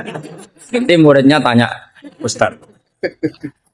Jadi artinya apa? Kamu bisa memahami gitu tuh kalau mutabakhir bil arabiyah, karena dari awal maknanya qasru itu nyendak. Nyendak itu bisa tadi dari syarat 10 menjadi 4. Itu juga qasru. Coba dalam sholat syiddatil khaufi yang dikurting berapa coba? Yang didiskon. Bisa gerak lebih dari 3 kali. Boleh hamlun najasah yaitu hamlut dam. Boleh tidak istiqbalul kiblat. Bahkan mungkin boleh ngomong dengan kadar yang penting untuk keselamatan orang Islam. Misalnya ada orang Abu Jahal mau bunuh Ustaz Khairuddin, kan bahaya bagi agama ini. Kalau Khairuddinnya meninggal. Terus kamu bilang, ya Ustaz, memperingatkan dia supaya tidak dibunuh. Kalam seperti ini juga tidak membatalkan sholat. Karena tidak dianggap ajnabi. Meskipun ini sangat mufhim, bukan sekedar karena beberapa kalimat. Nah seperti ini itu namanya juga qasr sholat. Tapi kita kadang-kadang terjebak. Qasr sholat itu maknanya ya dari rubaiyah menjadi sunatnya. Tapi kalau kamu nanti ngaji tafsir, ya maksudnya yang sekelas ini ya jangan hanya tafsir Jalalain, itu nggak ada. Nanti kamu protes, Gus Pak sudah tak cari di Jalalain nggak ada. Ya mesti nggak ada. Ya minimal ya tafsir yang 10 jilid. Yang belinya saja sudah susah apalagi bacanya. Ya kan yang belinya aja sudah apalagi bacanya. Kalau pakai Maktabah Syamilah itu kitab bakhil itu namanya. Orang kok gak mau modal itu. Beli HP 3 juta mau, pas mau beli kitab hanya pakai Maktabah Syamilah. Berapa harganya? 20.000. Itu kriminal menurut saya itu. Untuk calon ulama itu masalah. Karena kalau tradisinya ulama kan baca kitab, ditakriri, dibandingkan, terus dimuqabalahkan. Nah kalau kutub Maktabah Syamilah mau kamu takriri gimana? Apalagi nyuwun sewu kalau ada tahrif atau apa kita ada ikut tanggung. Saya itu punya kitab Ihya itu kalau enggak 5-6 dari beberapa percetakan yang beda karena takut kadang tahrif. Apa? Tahrif itu potensinya begini. Makanya saya sarankan kalau Anda ingin mengkaji tafsir itu minimal i'anah itu setengah hafal. Karena dari hafal, kenapa saya milih i'anah? Karena qoribu ahdin bina, dekat sekali dengan kita. Misalnya sanad saya, misalnya saya Mbah Mun, Mbah Karim, Mbah Hashim pernah ngaji Syekh Mahfud Termas ngaji Sayyid Abi Bakar Sato Sahibul I'anah. Kalau saya sanad dari keluarga saya, malah mbah saya kandung itu pernah ketemu sama Sayyid Abi Bakar Sato, pernah ngaji. Kalau sanad guru memang saya harus muter sampai 5. Di sebelah kiri juga sama, mbahnya istri saya namanya Mbah Murtado sama mbahnya Mas Kamil itu pernah ngaji Sayyid Abi Bakar Sato. Sama saya tak cerita. Misalnya begini, ada kitab itu membuang la, dengarin ya, membuang la. Itu kalau Anda yang hanya belajar di Mahatali seperti ini, mungkin buang la itu aneh, karena la itu kata inti, tidak itu kan kata inti. Tapi di orang Arab, buang la itu biasa. Jika tafsir Jalalain selalu mengatakan la uqsimu bihadzal balad, la uqsimu biyaumil qiyamah, la zaidatun, la difonis ya zaid. Wong la itu maknanya tidak kok dikatakan. Karena memang dalam muhawaratul Arab atau muhadasatul Arab mereka bilang lawawo. Orang Arab itu kalau bilang wawo itu gak marem kalau tidak dimukadimai lawawo. Sehingga lah divonis Zaidah. Tapi problem dikatakan Zaidah begini, apa betul iya? Karena kebalikannya juga ada. La itu ada tapi di lafaz tidak ada. Maksudnya di lafaz tidak tertera. Misalnya wa'alal ladzina yutiqunahu fidyatun ta'amu miskin. Coba kalau kamu maknani tanpa la. Orang yang mampu puasa pun enggak maknani tanpa la. Makanya tadi mukadimah saya kan kalau ingin belajar ilmu cari sisi ekstrimnya. Misalnya kalau kamu kangkang itu jelek, bayangkan kalau untuk cah jelek, tahu-tahu anak kamu jelek banget gitu. Itu kan cari sisi ekstrimnya. Itu kan tahu-tahu anak kamu nyesal punya bapak dan ibu kamu. Karena sebagai pesek keriting, bojomu ya pesek keriting, terus anakmu kayak orang Afrika. Nak lanang apa terus wedok. Itu kan kamu ikut dosa. Karena membuat generasi yang nggak laku rabi gara-gara salah. Ikut dosa. Makanya sebetulnya kalau nuruti logika cawe wedok untuk calon lanang elek agak sunat karena nolong merubah. Agak sunat sebenarnya. Tapi bisa saja cowoknya ini yang haram karena memperburuk. Karena biasanya kalau yang sahabatnya besar itu yang jadi. Karena yang wedok cantik, yang lanang jelek kan yang semangat yang lanang. Biasanya anaknya mirip. Nah, itu masalah kan enggak. Itu kalau menurut di fikih itu logika. Tapi fikih kan enggak logika juga apa? Riwayat. Saya teruskan ya. Kalau Anda tahu di fikih yang boleh fidyah itu kan azamin orang yang lumpuh atau asyekh sing marot sing la yurja buruhu. Saya ulang lagi, kalau kita ngelotok fikih yang boleh bayar fidyah itu siapa? Orang yang sudah lumpuh atau orang tua yang nggak mungkin sembuh lagi, maka dia dianggap nggak mampu puasa diganti fidyah. Karena ada kepastian fikih demikian sehingga ketika kita baca ayat wa 'alal ladzina yutiqunahu tetap kita baca la yutiqunahu. Kenapa kita tahu itu? Karena basis fikih kita cukup. Meskipun tidak ada la tapi basis kita mengarah ke la. Berarti yang menentukan kamu alim itu basis fikih apa basis lughat? Basis fikih. Kebetulan secara lughat disahkan. Apa bukti disahkan secara lughat? Ada kalimat biasa yang tidak ahkam syariah tapi buanglah. Tawahi tafta'u tazkuru Yusuf ela tafta'u tazkuru Yusuf. Ketika Nabi Yakub sampai setengah buta, kata anak-anaknya, sudahlah bah, kamu itu terlalu selalu ingat Yusuf. Tawahi tafta'u ela tafta'u, artinya ada membuanglah di dialog-dialog biasa. Kalau dalam dialog biasa bisa dibuang, maka dalam hukum juga bisa dibuang. Kayak wa'alal ladzina yutiqunahu fidyatun ta'am miskin ela yutiquna. Ada lagi contoh yang mesti membuang lah. Ini mujma'alah pasti. Maksudnya secara makna pasti mujma'alah. Mungkin ada yang mengkaji fikul Quran. Ada ayat di bab kalalah itu yastaftuna qulillahu yuftikum fil kalalah ini mru'un halaka laysa lahu waladu wa lahu ukhtun falaha nisuma tarok sampai seterusnya terus ditutup apa yubayyinu wallahu lakum an tadillu. Coba maknani tampallah. Oh, sesat semua. Cara sekretaris tadi sudah di-X semua. Coba kalau maknanya tambah lah. Yubayinu nerangaken sapa Allah memberi penjelasan antandilu supaya kamu sesat. Betapa bodohnya kita. Itu jelas menyimpan la dan mujma'alah, enggak mungkin kamu maknanya tambah la. Karena kalau tambah la maknanya Allah memberi penjelasan agar kamu sesat. Itu mbok guru paling goblok pun tidak akan segoblok itu gitu. Akhirnya tafsir Jalalain ya urun, biasanya urun itu urun rembung, an sama ta terus dikasih la ya, biasanya tafsir Jalalain kan gitu. An terus dipotong ditambahi la. La ini di luar kurung karena enggak Quran, yang dalam kurung Qurannya terus la itu urunnya Imam Suyuti atau tafsir Jalalain. Pasti maknanya musma'aleh membuang la. Nah, kalau ada yang tidak membuang la pasti punya solusi lain yang maknanya sama. Misalnya gini. Kalau kamu belajar nahwu, saya ulang lagi, kalau kamu belajar nahwu alfiyah lah. Saya alfiyah juga sarahnya itu setengah hafal karena saya butuh paham. Ya, butuh paham. Kamu milih mana buang la sama buang mudhof? Populer mana di nahwu? Ulama nahwu ada yang milih lebih populer buang mudhof. Misalnya was'alil qaryah was'al ahlal qaryah. Ya, misalnya gitu. Nah makanya ulama daripada buang la itu gak pati lughatun ma'rufah, gak pati begitu dikenal, milih buang mudhof. Artinya terus bilang gini, yubayyinu wa lakum karahiyata antadillu. Allah memberi penjelasan karena Allah tidak suka kalau kamu sesat. Terus karahiyah dibuang. Nah ini kan urusan makna, urusan pilihan lughat, tapi semuanya sepakat maknanya harus seperti itu. Tapi ada yang milih buang la, ada yang milih buang mudhof. Lah kira-kira secara rasa nahwu kamu milih mana tuh? Mungkin orang lagi saya kok milih.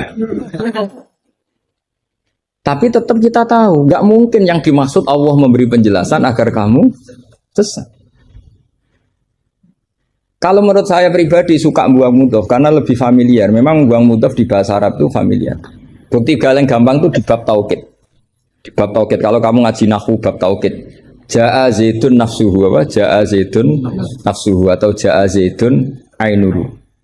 Itu semua ahli nahwu mesti bilang begini. Yang ahli loh ya, enggak sampean yang ahli nahwu. Pasti bilang begini. Taukid itu dipentingkan untuk memastikan hadal kalam la yahtamilu mudhofan.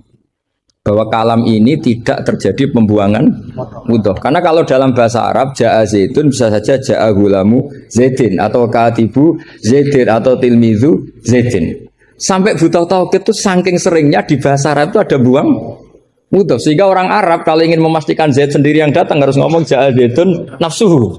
Karena kalau zaitun saja bisa artinya katibu zaitin atau gulamu. Berarti buang mudhof populer enggak? Populer sekali sampai ada bab taukid untuk menghilangkan kemungkinan itu saking seringnya apa? Saking sering. Itu kalau kangkang sedang gaya itu kan wah saya rabi keluarga Ki Asad. Baru tanya keluarga yang mana? Ponakanya apa cucunya? Enggak candalem enggak. Karena gue gaya-gayanan kan harus ngomong seperti itu. Nah, sehingga dalam level ekstrim ilmu kalam atau ilmu tauhid, saya ulang lagi, saya mukadimahnya tetap sama ya. Cari sisi ekstrim dalam mengkaji satu ilmu, ya cari sisi ekstrim. Misalnya kalau kita tidak buang mudhof, kamu bisa nggak maknani ini secara ilmu kalam atau ilmu tauhid? Wajah Arabu kawal malaku sofan, coba maknani tanpa buang mudhof. Kaya Allah kaya dirijen. Wajah alan teko sapa buka pangeran sira wal malaikatu lan wal malaku lan malaikat oleh teko sofan hale baris-baris. Jadi sok kiamat itu Allah berbaris. Kriminal enggak kalau dalam ilmu tauhid seperti itu? Kriminal kan karena di sini ada tasbihu wa bil khalqi, menyerupakan Allah dengan makhluk. Atau ayat yang lebih ekstrim lagi. Hal yang zuruna illa satruse illa ayatiyahumu wa fi dzulalim minal ghamam. Allah datang di segumpalan awan. Coba kalau maknani tanpa buang mudhof. Berarti kan ada takayuf. Ada takayuf membayangkan Allah itu kayak makhluk. Jadi bayangkan kiamat Allah baris di depan sebagai pimpinan baris, terus malaikat di wong ayat terus dalile qala ta'ala wa ja'a rabbuka wal malaku. Iku salah maknane tak goblok wonge kan gitu mesti orang ini. Sehingga mau tidak mau kita takwil. Rabbuka di sini rasulu rabbik. Sama lihat di tafsir ahli sunnah wal jamaah. Rabbuka rasulu rabbik atau amru rabbik. Saat itu datang perintah Tuhanmu yang mengharuskan para malaikat berbaris. Bukan Rabbuka dengan arti zat. Karena Allah sebagai zat la yahullu fi makanin. Allah wajib mukhalafatul hawadits. Nah, kalau Mahat Ali mau mengkaji fikih itu juga harus mengkaji lughat. Saya itu mengkaji kitab usul fikih banyak, lubul usul, jamul jawame. Itu di separuh akhir pasti tentang lau itu kayak apa, inna kayak apa, ka'anna, ya Mbak. Nah orang kebangetan berarti khatam aja. Karena nggak bisa kita mengkaji usul fikih tanpa tahu aturan-aturan lughat karena ilmu itu didapatkan dari Quran dan Quran adalah wa innahu latanzilu rabbil alamin nazala bihir ruhul amin ala qalbika litakuna minal munzirin bilisanin Arabimu bin jadi hadal Quran al-lisanul arabi. Kamu nggak tahu lughat nggak bisa. Makanya pernah ada khotib amatir, ya tentu khotib ini amatir. Kalau ketemu saya pasti tak PHK ya. Atau tak penjara lah malah. Bukan sekedar tak PHK tapi tak penjara. Itu ada khotib amatir mendalil ketika khutbah. Yaitu dia mungkin saking gobloknya atau khotib pesenan karena nggak tahu lah pokoknya. Atau ya baru habis dimari istri jadi goblok. Karena penyumbang kegoblokan para kiai itu istrinya kan. Sudah jelas. Itu kata Pak Said itu. Kiai pinter kaya apa, profesor pinter kaya apa. Ini kalau kata Pak Hasyim Muzadi itu masyhur ya. Ini ada ponaknya ya. Banyak profesor yang menjadi goblok karena apa? Istrinya. Jadi sudah belajar teori macam-macam pas mau ke kampus dibentak istrinya. Itu sudah di kampus blank. Hilang gitu. Kiai juga gitu, ilmu sudah disiapkan mau bentak itu tuntas. Itu saya punya cerita dari bapak. Dulu para kiai itu pernah ngaji di dalam di rumah. Bareng kiai itu biasanya kalau pas latihan kiai itu rezekinya kan belum lancar. Karena ya biasalah diuji sama Allah. Dia agak-agak miskin atau ya miskin betul memang. Itu istrinya kan marah-marah. Ya, karena ngajinya di rumah itu sampai istrinya santrinya tuh dengar. Yus kono anakmu pakani kitab gitu. Maksudnya wong wayahe blonjo kok tetep ngaji. Akhirnya terus kiainya bilang, "Wis ngaji ning pondok, ngaji ning pondok." Jadi kiai ngaji di pondok itu karena tragedi itu awal. Itu awal peralihan dari rumah ke pondok. Semenjak itu kayak jadi mujma'ah kalau ngaji di pondok saja. Ya, karena itu tegangannya lebih aman, lebih aman. Jadi kalau ada kiai kok berani ngaji di rumah jam belanja, apa? Kalau habis sisa agak keren. Karena istri sudah mandi, sudah aman semua. 6:30 pagi. Jadi kalau ada kiai berani ngajar di rumah jam-jam belanja itu tak puji. Apalagi berani di istri kedua, oh tambah hebat. Tambah hebat. Ada yang berani. Terus nggak ada masalah. Apa ada masalah disembunyikan? Banyak, mesti banyak. Saya teruskan. Di sini ada yang hafal Quran santri kamu? Ada. Gurunya hafal nggak? Itu masalah. Bid'ah itu termasuk. Muridnya hafal, gurunya enggak. Si khotib tadi dalil begini. Wala tangkihul musyrikati hatta yu'min. Yaitu tentu nakah itu hanya muta'addi lima fulin wahid. Ya saya ulang lagi, nakah itu muta'addi lima fulin wahid. Yang binafsihi ya. Yang apa? Binafsihi. Kamu harus belajar nahwu. Saya bisa tafsir seperti ini ya barokahnya saya pernah nakriri alfiyah, saya pernah. Sampai sekarang saya itu masih belajar ilal. Kamu jangan kira saya sampai sekarang masih belajar ilal. Karena saya tahu ilmu ini sudah mau mati. Karena yang Mahatali aja tidak mesti bisa, apalagi yang enggak.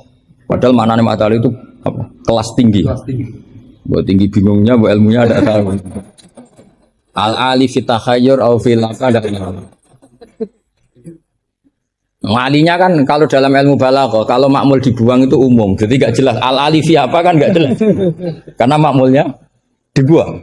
Jadi bukan saya nggak jelas, memang salah ilmu balaghah gitu. Kalau makmul dibuang itu umum, jadi harusnya sampean tanya, Pak ini ali apanya Pak? Ali ilmunya apa ali?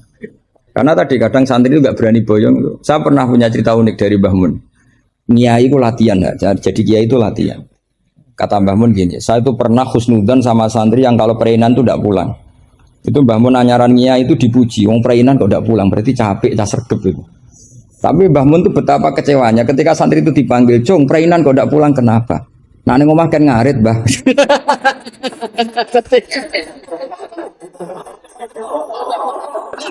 Jadi artinya Mbah Mun tuh kecewa karena husnudzonnya itu enggak tembus gitu. Nah bisa saja sampai meneruskan Mahat Ali itu bukan karena nyari ilmu, neng omah wopo gitu. Jadi husnudzon itu ya kalau keterusan itu ya jadi goblok gitu. Saya enggak tahu, coba niat kamu Mahat Ali itu nyari ilmu apa daripada di rumah enggak jelas. Enggak usah dijawab itu sudah kita bisa dijawab. Ya wala tangkihul musyrikati hatta yu'min. Terus wala amatum mu'minatun khairum min musyrikati walau ajabatkum. Karena depannya wala tangkihu, berarti maknanya kan gini. Wala tangkihu lan ojo nekayo sira kabeh ayyuhal mukminun, karena khitabun lil jamil mudzakkar ya, khitabun lil jamil mudzakkar. Al musyrikati yang pira-pira wedok musyrikah, perempuan musyrikah. Nah karena depannya bi fathita, saya ulang lagi, karena depannya bifat khita. Ayat yang kedua atau alinea kedua atau qadiyah kedua itu tetap dibaca wala tangkihul musyrikina hatta yu'min. Tetap dibaca wala tangkih. Itu sehingga orang Arabia enggak hafal Quran tapi dia malakah bil Arabia. Saya ulang lagi, dia ada ahli Quran tapi malakah bil Arabia karena dia dzauqus salim, al-urbul khulsu, dia orang Arab asli yang belum tercampuri oleh mu'arrab, oleh Arab-Arab palsu. Tidak Arab muwalladin kalau dalam bahasa balaghah. Terus bilang gini, ya khotib, katanya Pak Khotib, apa betul itu Quran? Kalau itu betul Quran, saya kecewa dengan Quran. Kan? Karena maknanya menjadi gini, wala tangkihulan ojo nekai siro kabeh para mukmin lelaki, karena khitabun jamil mudzakkar. Al musyrikina ing lanangan musyrik. Yang mau nikah sama lelaki musyrik itu ya siapa? Gitu. Mbok ndak usah dilarang ya ndak akan kita lakukan gitu. Mas, artinya gini kan menjadi tidak mutu kan, misalnya saya ngandani jenengan, Dong Kang, ini kan kalau sini bahasa Madura Kang ya Kang sama. Kang gue aja nikah mbek Pak Khairuddin. Loh, enggak usah dilarang juga enggak akan kamu lakukan. Bisa muta-muta kamu kalau nikah sama lelaki kan gitu. Tapi kalau dibaca bifat khita maknanya seperti itu. Kalau bifat khita maknanya seperti itu. Maka semua ulama qurra ijma, saya ulang lagi ijma bacanya bidhammit ta apa? Sehingga maknanya gini, wala tungkihu lan ojo nekahno sira kabeh para wali, terus maf'ul awalnya dibuang banatikum ing pira-pira anak wedok sira kabeh atau mauliyatakum ing wong wedok sing mbok waleni sira kabeh. Jadi hadhil ayat khitabun lil auliya wala tungkihu ayyuhal auliya wala tungkihu lan ojo nekahno sira kabeh para wali banatikum ing pira-pira anak wedon sira kabeh mbok nekahno al musyrikin ing lanangan musyrik. Itu baru benar. Kebetulan di Jumatan itu ada orang alim. Ya orang alim itu bisa saya, bisa Pak Khairuddin. Tapi andaikan di polling pasti orang milih saya. Ya. Maksudnya sementara ini, tapi nanti nggak tahu saya. Kalau dia sregep terus nyalip saya nggak tahu. Tapi itu agak mohal lah itu. Agak mohal.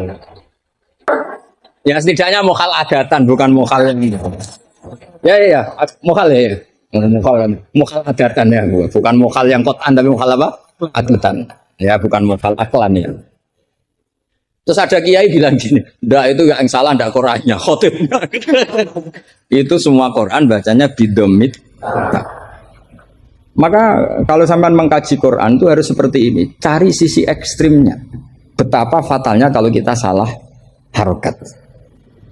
Tapi dengan membayangkan gitu kan apa salah harokat kan buruk betul gitu, karena maknanya jadi parah ya, bisa berubah. Sehingga kita lah, tapi karena orang kadang wala tangihu itu bifat khita terus belakangnya ikut dibaca wala tangihu. Coba kalau kena adzauqus salim minal urbil khulsi, orang Arab yang masih murni itu eskal betul, karena maknanya menjadi dan jangan kalian menikah sama lelaki musyrik. Gua tidak usah dilarang ya gak akan terjadi. Nah terus kembali lagi ke fikih. Jadi pastikan fikih dulu. Kalau fikih sudah dipastikan, kamu baru tahu tentang lughatul Arabi atau istimalul Arabi atau al-lughatul Arabiyah. Tapi saya bahasakan lisanul Arabi. Saya beri contoh terakhir. Ini kan kebetulan tidak dibatasi. Kalau saya dibatasi saja mau mengakhiri ini, saya biasanya kalau ngisi ya 35 menit. Ini tinggal 5 menit. Ini terserah ustadznya. Ada sesi tanya apa enggak? Kalau ada sesi tanya, resikonya yang goblok kita goblokin. Terus resikonya. Kedua, gurunya ra tanggung jawab. Nganti takok ngenteni ngundang kiai. Karena gurunya nakalan, belum dicucuk, belum dihormati, tapi kalau ada muskil nyewa kiai. Itu minsui adabi itu. Pasti guru yang enggak baik. Dicucuk mau, dihormati mau. Ketika ditanya, doa Gus Pak aja. Itu ndak akhlak yang baik. Itu ndak akhlak yang baik. Lo tanyakan siapa saja itu akhlak yang nggak baik, seperti itu, tidak akhlak yang baik. Tapi kalau akhlak nggak baik itu kita ikhlaskan terjadi ya monggo. Tapi saya maafkan.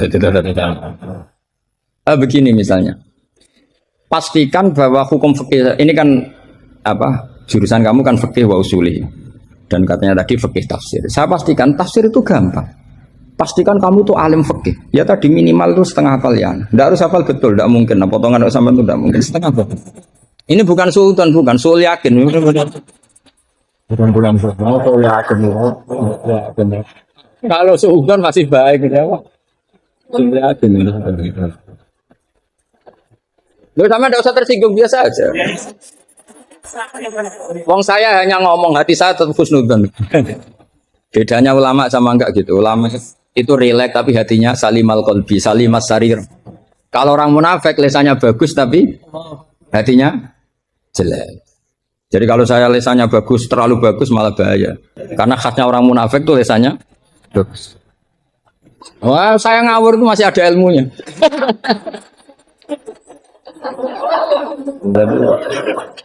Saya ngawur sama kamu tidak ngawur itu masih benar saya ngawur. Karena ngawur pun ada apa? Ada ilmu. Itu dulu Rasulullah itu kalau sedang sumpek itu yang sekelilingnya nyari sahabat yang setengah ngawur-ngawur itu.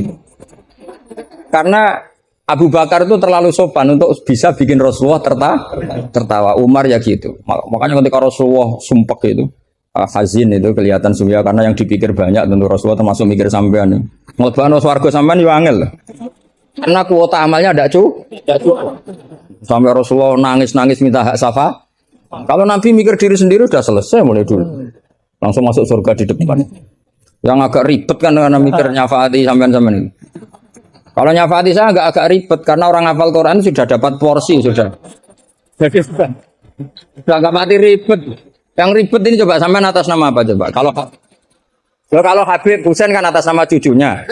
Kalau Ustadz Khairuddin atas nama ustadznya. Kalau Mbak atas nama kaum lemah. Kalau sampean coba. Coba atas nama apa itu? Ustadz Afin ya sudah diikutkan partai lemah aja ya. Saya teruskan ya. Pastikan hukum itu secara fikih. Apa?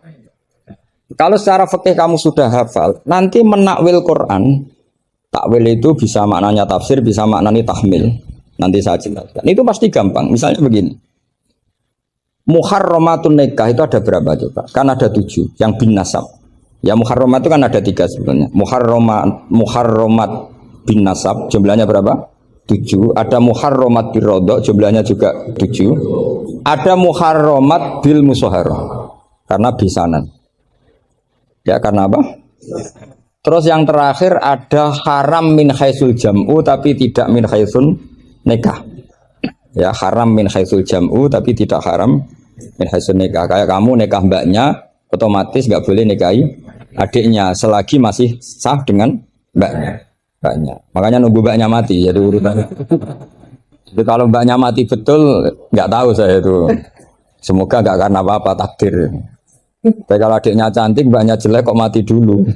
Itu kasat reserse bisa nyelidiki itu. Ya itu ya kita pastikan begitu dulu. Ya itu pastikan. Sehingga kamu hafal muharramat bin nasab kalau menurut bahasa Arab itu ada 7. Yaitu siapa? Ummahatukum hurimat alaikum. Ummahatukum wa banatukum wa akhwatukum wa ammatukum wa kholatukum wa banatul akhi. Jadi kalau orang Arab bilang itu 7, tapi kalau orang Jawa cukup 4, apa?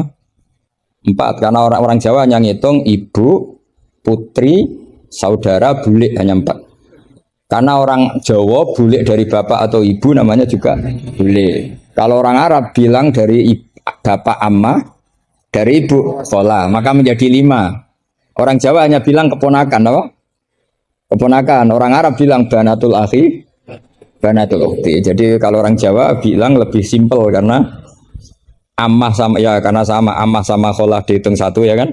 Bule ponakan dihitung 1. Sementara di Arab dihitung 2. Terus rodok terus tadi musoharo. Terus min haisul jam'u. Kita ketika ngaji takrib jam'u itu diteruskan. Tidak sah menjam'u baina mahromaini. Tidak diresaksikan baina al-ukhtaini tapi baina mahromaini. Tidak boleh menikahi perempuan yang ada hubungan mahram.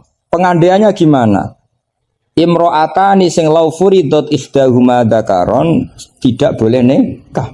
Jadi yang dikatakan 2 mahram apa? 2 perempuan yang andekan salah satunya lelaki tetap haram nikah. Berarti misalnya apa? Mbak sama adik, andekan salah satu lelaki kan nggak boleh nikah. Keponakan sama bule, andekan sang satu lelaki kan nggak boleh nikah. Perempuan dengan mbahnya, andekan salah satu lelaki kan nggak boleh nikah.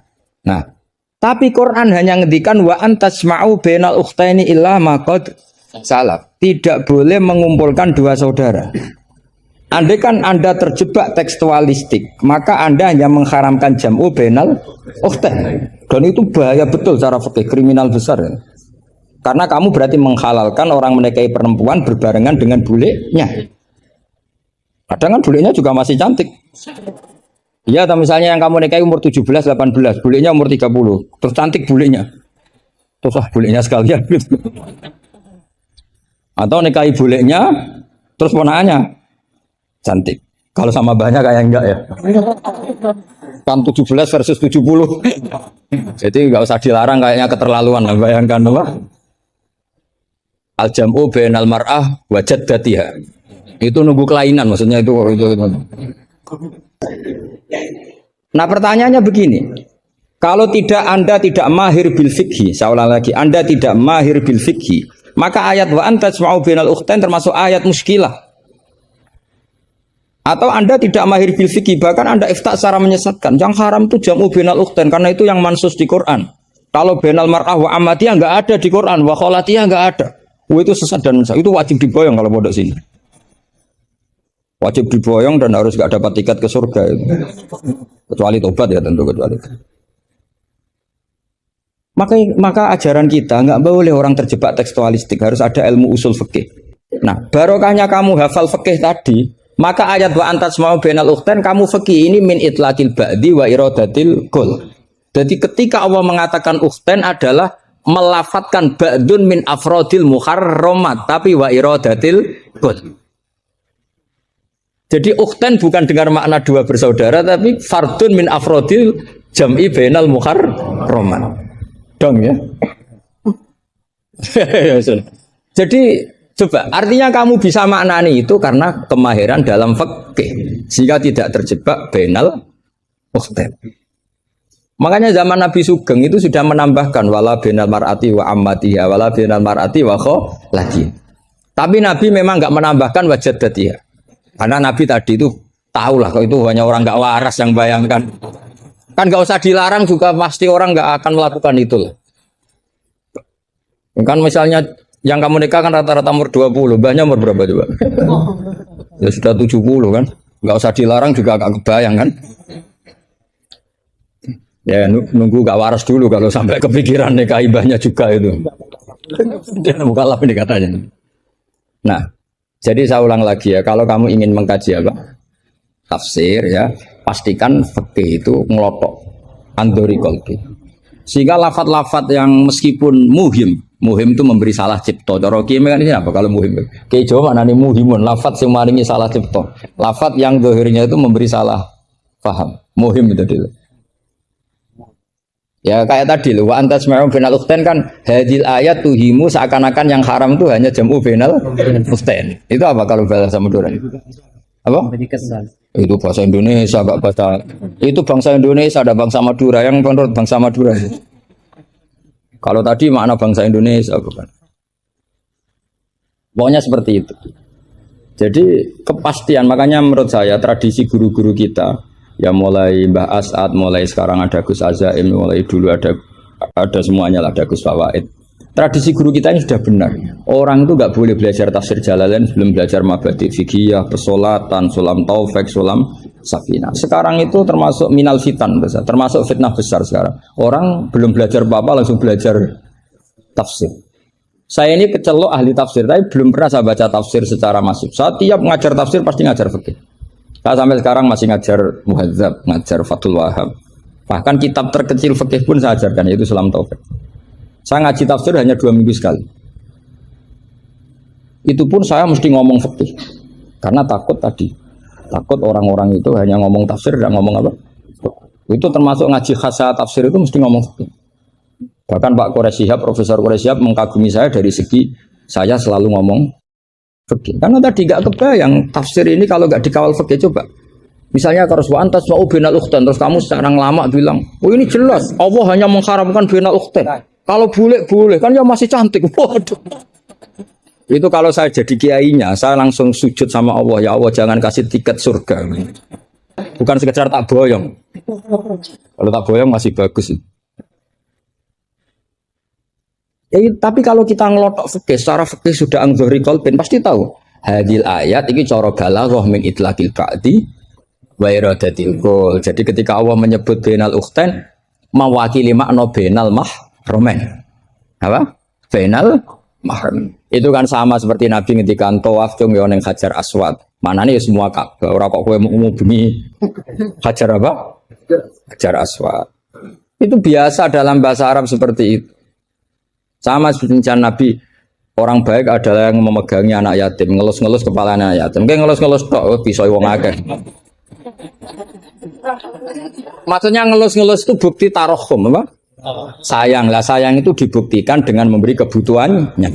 Jadi ngelus-ngelus itu ya sambil ngasih 50.000 atau ngelus-ngelus tok ya repot. Iki kiai aneh cah yatim dikumpul loh. dilus-lus tok karena hadisnya mau masur sil yatim. Ya ada seperti itu. Masui wa ibaratun anit tarohum. Wa tarohum ya min ayakuna infakon au ghaira infak. Ya harus seperti itu mau tidak mau. Kan makanya terus di pondok-pondok diajarkan balaghah. Kalau nggak diajarkan balaghah repot. Coba kalau kamu nggak ngaji balaghah. Ayat ini maknanya arah kamu masuk neraka, tak jamin masuk neraka. Nanti tak pesankan Imam siapa? Malaikat Malik ya, bagian ngurusin neraka. Tak suruh mendaftar di depan itu kan. Coba kamu maknani tanpa balaghah. Yukhadi'una wa huwa khadi'uhum coba. Yukhadi'una bodoni sapa wong akeh Allah ing apa.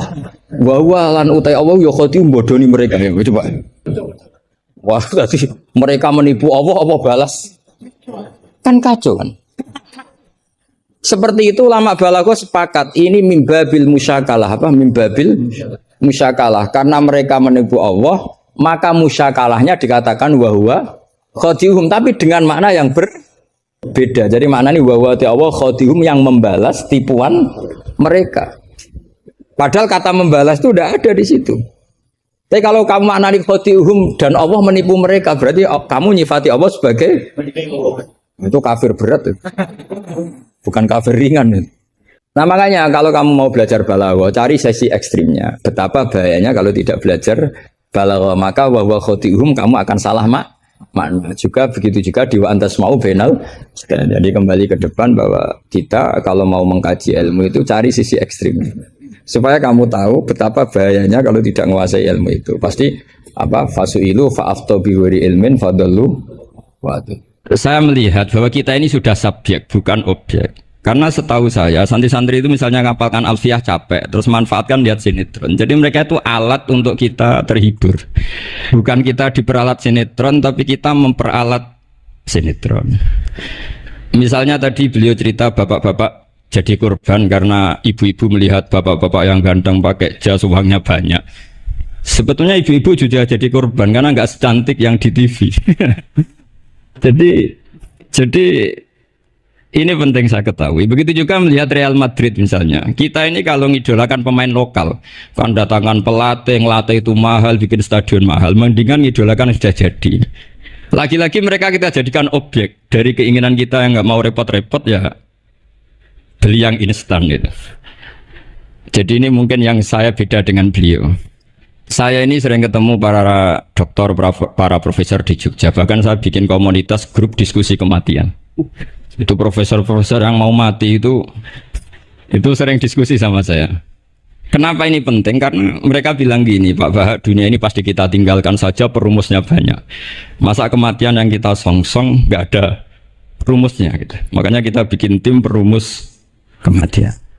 Terus saya bilang, ini bedanya profesor sama intelektual. Kalau intelektual itu diskusikan yang profan, dunia itu profan, nanti habis. Kalau kematian itu abadi.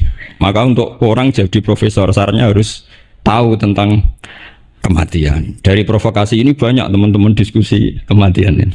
Ini penting saya utarakan karena dunia apapun hebatnya, seperti yang dipandang Mas Hakim, bisa dibalik juga. Misalnya orang bilang Israel nggak bisa dikalahkan. Sebetulnya hingga sekarang pun Palestina nggak bisa dikalahkan.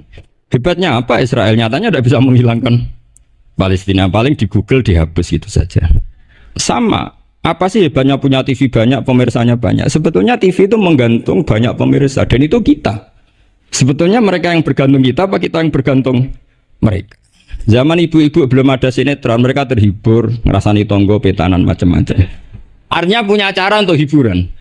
Lalu TV-TV ini menjadikan mereka objek untuk jadi kaya. Ini gimana supaya kita jadi kaya, mereka jadi pemirsa, jadi apa macam-macam. Jadilah kita objek. Tapi karena kita orang pinter, ibu-ibu pinter, sebenarnya TV mereka subjek juga ibu-ibu. Delok bojone ra ganteng ya delok yang di TV kan gitu. Jadi ini pembanding saja karena ini acaranya seminar, nanti eksekutornya yang penasehnya Gus Yofur, mukarirnya ini nanti itu. Jadi menurut saya ini saya seperti pesan Gus Iid, kita sersan saja, serius tapi santai. Karena setahu saya sering diskusi sama Gus Yofur, kemarin diskusi tentang waktu di Denmark, di Eropa itu disamakan, dikonversi waktu yang ada Katulistiwa, apa setiap negara punya aturannya sendiri. Karena Denmark itu ada masa tertentu yang siang itu sampai 3 bulan. Sampai sekarang saya sering diskusi sama beliau tentang itu, terus tentang mina jadi, tentang macam-macam lah. Setahu saya begini ya, pernah ada guyonan di beberapa ulama. Pernah dipertanyakan, cengkeh itu kan wangi, sehingga kalau kue tar itu dikasih cengkeh. Oke, kita sepakat dalam konteks bikin kue tar itu cengkeh dikategorikan pewangi. Lalu kategorinya adalah pewangi. Pertanyaannya berarti kalau orang haji, ihram, merokok itu wajib bayar dam karena pakai pewangi. Itu hampir putus. Karena dikonsensus oleh ahli-ahli pakar kue itu termasuk kategori pewangi. Tapi ketika ada pembanding ini Mas, ini pentingnya pembanding. Lalu berarti orang Jumatan disunatkan rokok kan harus pakai. Nah, kesunatannya kan pakai pewangi gitu. Nyatanya tuntas juga. Enggak jadi. Akhirnya keputusan itu udah jadi. Jadi kalau saya ditanya Gus Barok, cara ngelawan apa hegemoni Barat atau derasnya media massa, ya sudah kalau nggak punya kan nggak keserang. Makanya saya tidak punya gitu. Jadi orang susah ada gelombang pornografi kan karena lihat. Gus Barok mungkin lihat sehingga merasa ada gelombang pornografi. Lah saya kan tidak punya, makanya saya nggak serang. Karena dulu ngaji saya itu Darul Mafasid Muqaddamun ala Jalbil Masoleh. Kalau di saran-saran saddan lidaro, kalau rawan bahaya ya tidak usah. Ya saya kira gitu, kira-kira alasan saya kena. Selain mungkin saya tidak kuat beli Gus Barok gitu. Tapi kan tidak pantas saya termasuk orang yang dianggap keren terus nggak kelar itu, tidak mampu beli. Tapi yang saya mencintai anak-anak Anwar karena saya alma mater dengan kita, dan nanti kalau misalnya ada tanya jawab ya biasa saja seperti dulu. Anda tidak harus yakin saya benar, meskipun Anda jangan yakin pendapat Anda benar. Tapi masalah media memang mulai dulu Banu Tamim itu pernah juga datang ke Rasulullah bilang innamat hanazinun wa dhammana syainun, itu masyhur.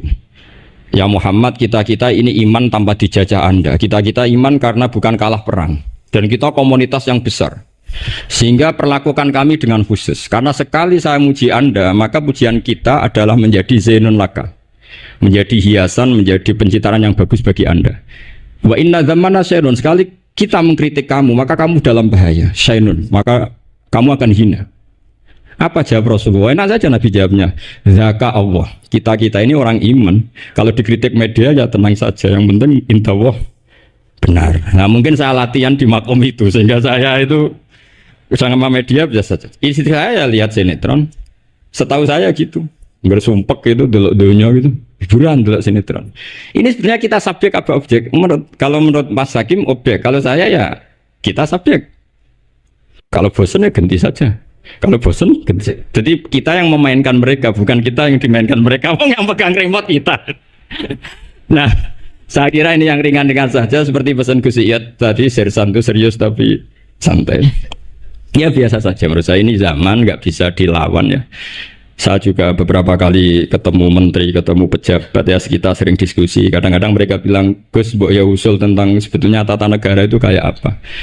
Saya bilang ini basa-basi, ada pakarnya, tata negara itu sudah ada pakar. Kalau sampean tanya tata akhirat, saya jelaskan. Ya tata akhirat itu kamu di dunia harus sujud. Dunia ini nanti profan, jabatan menteri itu profan. Kalau akhirat itu abadi. Akhirnya ngaji sama saya. Enggak bab itu, tapi ini penting. Bagaimanapun kita umatnya Nabi yang diamanati menyelamatkan umat ini sampai dunia akhirat. Kalau yang di dunia sudah ada spesialis ya kita terima. Bagaimanapun orang Islam itu kalau bisa ya di dunia hasanah. Tapi yang sudah agak-agak berKTP akhirat kayak saya jangan dipaksa. Ini penting ya, karena memang ayatnya wafil akhirati hasanah. Jadi kita tidak boleh hanya bicara kompetisi antar TV macam-macam. Kalau antar program pengajian mau saya. Nah itu. Ya saya kira demikian, ini penting ya pembanding itu. Karena saya punya cerita ya, betapa Rasulullah SAW ini sangat-sangat akademik ya. Saya punya cerita agak serius. Setelah ini selesai, saya ini terakhir Gus Barok. Suatu saat ada seorang sahabat. Ini yang disetujui atau diamini oleh para ahli tafsir. Dia perang gitu atau ditugaskan ke Nabi. Gitu. Di kitab saya sahabat itu namanya Muhallam bin Jassamah. Saya nggak tahu kalau nama itu di kitab Anda karena beda kitab namanya beda. Dulu itu kalau saya jago Tyson, kok Tyson kalah, oh di TV saya Tyson menang gitu. Tapi semenjak ada real time katanya nggak mungkin nanti. Kalau Tyson menang ya menang semua. Tapi kalau kitab itu beda. Di ayat Idza darabtum fi sabilillahi fatabayyanu itu. Kemudian Muhallam bin Jasama ini membunuh satu orang. Di kitab saya namanya itu Amir bin Atbad. Setelah dibunuh, padahal orang ini setelah terdesak melafadzkan la ilaha illallah Muhammadur Rasulullah. Dalihnya ini kan tentang informasi juga ya, ini kaitannya masih informasi, saya bukan menyempal dari tema. Ditanya sama Rasulullah, kenapa kamu tetap bunuh padahal dia sudah melafadzkan la ilaha illallah? Kata dia, innama qalaha muta'awwidzan, dia melafadzkan itu karena muta'awwidzan saja, ingin berlindung dari serangan kita. Kata Nabi masih ya Nabi itu kan nggak mudah terpancing emosi. Halla syaqaqta an batnik, bahwa kamu bedal ya, atau kamu bedah lah hatinya isinya kayak apa. Si Mulaham tadi masih balik loh, ya Rasulullah, lau syakak tubat nahu akun tu a'lamu ma fi qalbi. Kalau saya bedah apa saya terus tahu apa isi hatinya? Kata Nabi, ya kamu tetap nggak tahu meskipun kamu bedah hatinya, kamu tetap nggak tahu. Kenapa engkau nyuruh bedah ya Rasulullah? Wong akhirnya saya tetap nggak tahu. Unik jawabannya Nabi itu. Makanya kamu itu sembrono sekali, ngawur sekali kamu. Fala anta ta'lamu ma fi qalbi wala anta taqbalu ma takallama bi. Kamu itu orang aneh. Tahu hatinya ndak akan tahu, tapi menerima omongan yang zahir juga nggak mau. Terus mau kamu apa? Kemudian orang ini itu dianggap punya kesalahan besar. Satu, bantah Nabi dan membunuh orang sing talafadhu bi kalimati la ilaha illallah. Akhirnya ketika dimakamkan tuh lafadzatul ardh, dimuntahkan oleh bumi sampai 3 kali. Rasulullah ngendikan innal ardo takbalu man huwa syarrun minhu walakinnallaha wa'adzakum alla ta'udu. Sebetulnya bumi itu sering menampung orang yang lebih jelek ketimbang dia. Kita tahu dulu bumi yang nangkung Namrud macam-macam lah, Abu Jahal, Abu Lahab. Tapi kenapa ini jadi begini, enggak diterima bumi? Karena Allah wa'adzakum alla ta'udu. Allah memberi nasihat supaya kamu tidak mengulang. Artinya begini teman-teman santri ya, dalam menerima informasi itu ada hal-hal yang butuh kita sikapi, ada yang enggak misalnya gini. Masalah talafut bi kalimati syahadah, bi kalimatai syahadah. Itu siapapun yang melafadzkan harus kita terima karena ini kalimat sakral. Bahkan ketika terdesak. Yaitu masyhur itu dalam cerita sebagian kitab, Usama bin Zaid itu pernah membunuh orang padahal sudah talafadhu bi syahadatin. Itu sama Nabi disalah-salahkan. Padahal kata Usama, tapi dia sudah memotong tangan kita, kaki kita. Masa pas kita punya kesempatan tidak boleh bunuh ya Rasulullah? Kata Rasulullah tetap saja ngendikan kaifa tasna'u bila ilahil wahida ja'at yaumal qiyamah. Terus begitu. Nah ini kalau dalam ilmu tafsir atau ilmu hadis disebut kebenaran absolutisme. Sehingga ada hadis mangqala la ilaha illallah dakhalal jannah wa in zana wa in saraq. Kalau di bab fikih informasi itu bisa kita terima kalau mukhbirnya itu adil. Datanya valid. Tapi khusus kalimat syahadat itu tidak, wa in zana wa in saraq. Harus kita terima. Sehingga kita tidak pernah mengkafirkan orang fasik. Misalnya lonte ditanya Tuhan siapa, ya Allah. Rektor Al-Azhar jawabnya ya Allah. Ketua MUI ya jawabnya ya. Jangan karena misalnya copet bilang Tuhan itu Allah, terus MUI bilang, wah saya tak jawab yang lain lah, nanti sama gitu. Saya pernah ditanya sama dosen di Jogja, Pak Bahak kenapa ada kata wa in zana wa in saroko? Kesannya itu Islam membolehkan zina. Terus saya bilang ini contoh absolutisme kebenaran. Jadi kalau kebenaran itu absolut, kita terima dari siapa saja. Tukang becak ngomong dapat 2 tambah 2 ya 4. Lonte bilang 4. Pakar matematika 4. Rektor UGM nanti ya bilang 4. Sama. La ilaha illallah itu kalimat yang absolut. Sehingga di TV misalnya, apapun TV Yahudi atau TV Nasrani, kalau programnya itu benar menerangkan kebenaran, meskipun mereka niatnya bisnis. Tapi kalau kalimat itu kalimat yang benar, ya mau tidak mau kita terima. Terus kedua, ada informasi yang kita sikapi dalam suasana genting. Kayak zaman perang Uhud, ada isu bahwa Rasulullah itu kutilah, dibunuh. Kemudian ini melemahkan para orang Ansor dan Muhajirin atau Muhajirin dan Ansor. Terus kata Rasulullah, Umar, ajibu, kamu harus menjawab bahwa saya masih. Akhirnya Umar berteriak keras bahwa Rasulullah itu masih hidup. Ini contoh-contoh informasi yang secepatnya harus dijawab. Terus ketiga, informasi yang nggak penting dijawab karena memang sudah hoax, sudah sampah. Misalnya gini, orang melihat di TV infotainment itu nggak pernah yakin kok benar apa enggak. Ibu-ibu itu butuh hiburan, melupakan suaminya, utangnya, macam-macamnya. Makanya saya bilang, ibu-ibu ini subjek, bukan objek. Jadi ini yang saya beda dengan Mas Hakim. Tentu saya punya sisi kesalahan. karena saya juga nggak perlu akurat, kan ini tidak bidang saya.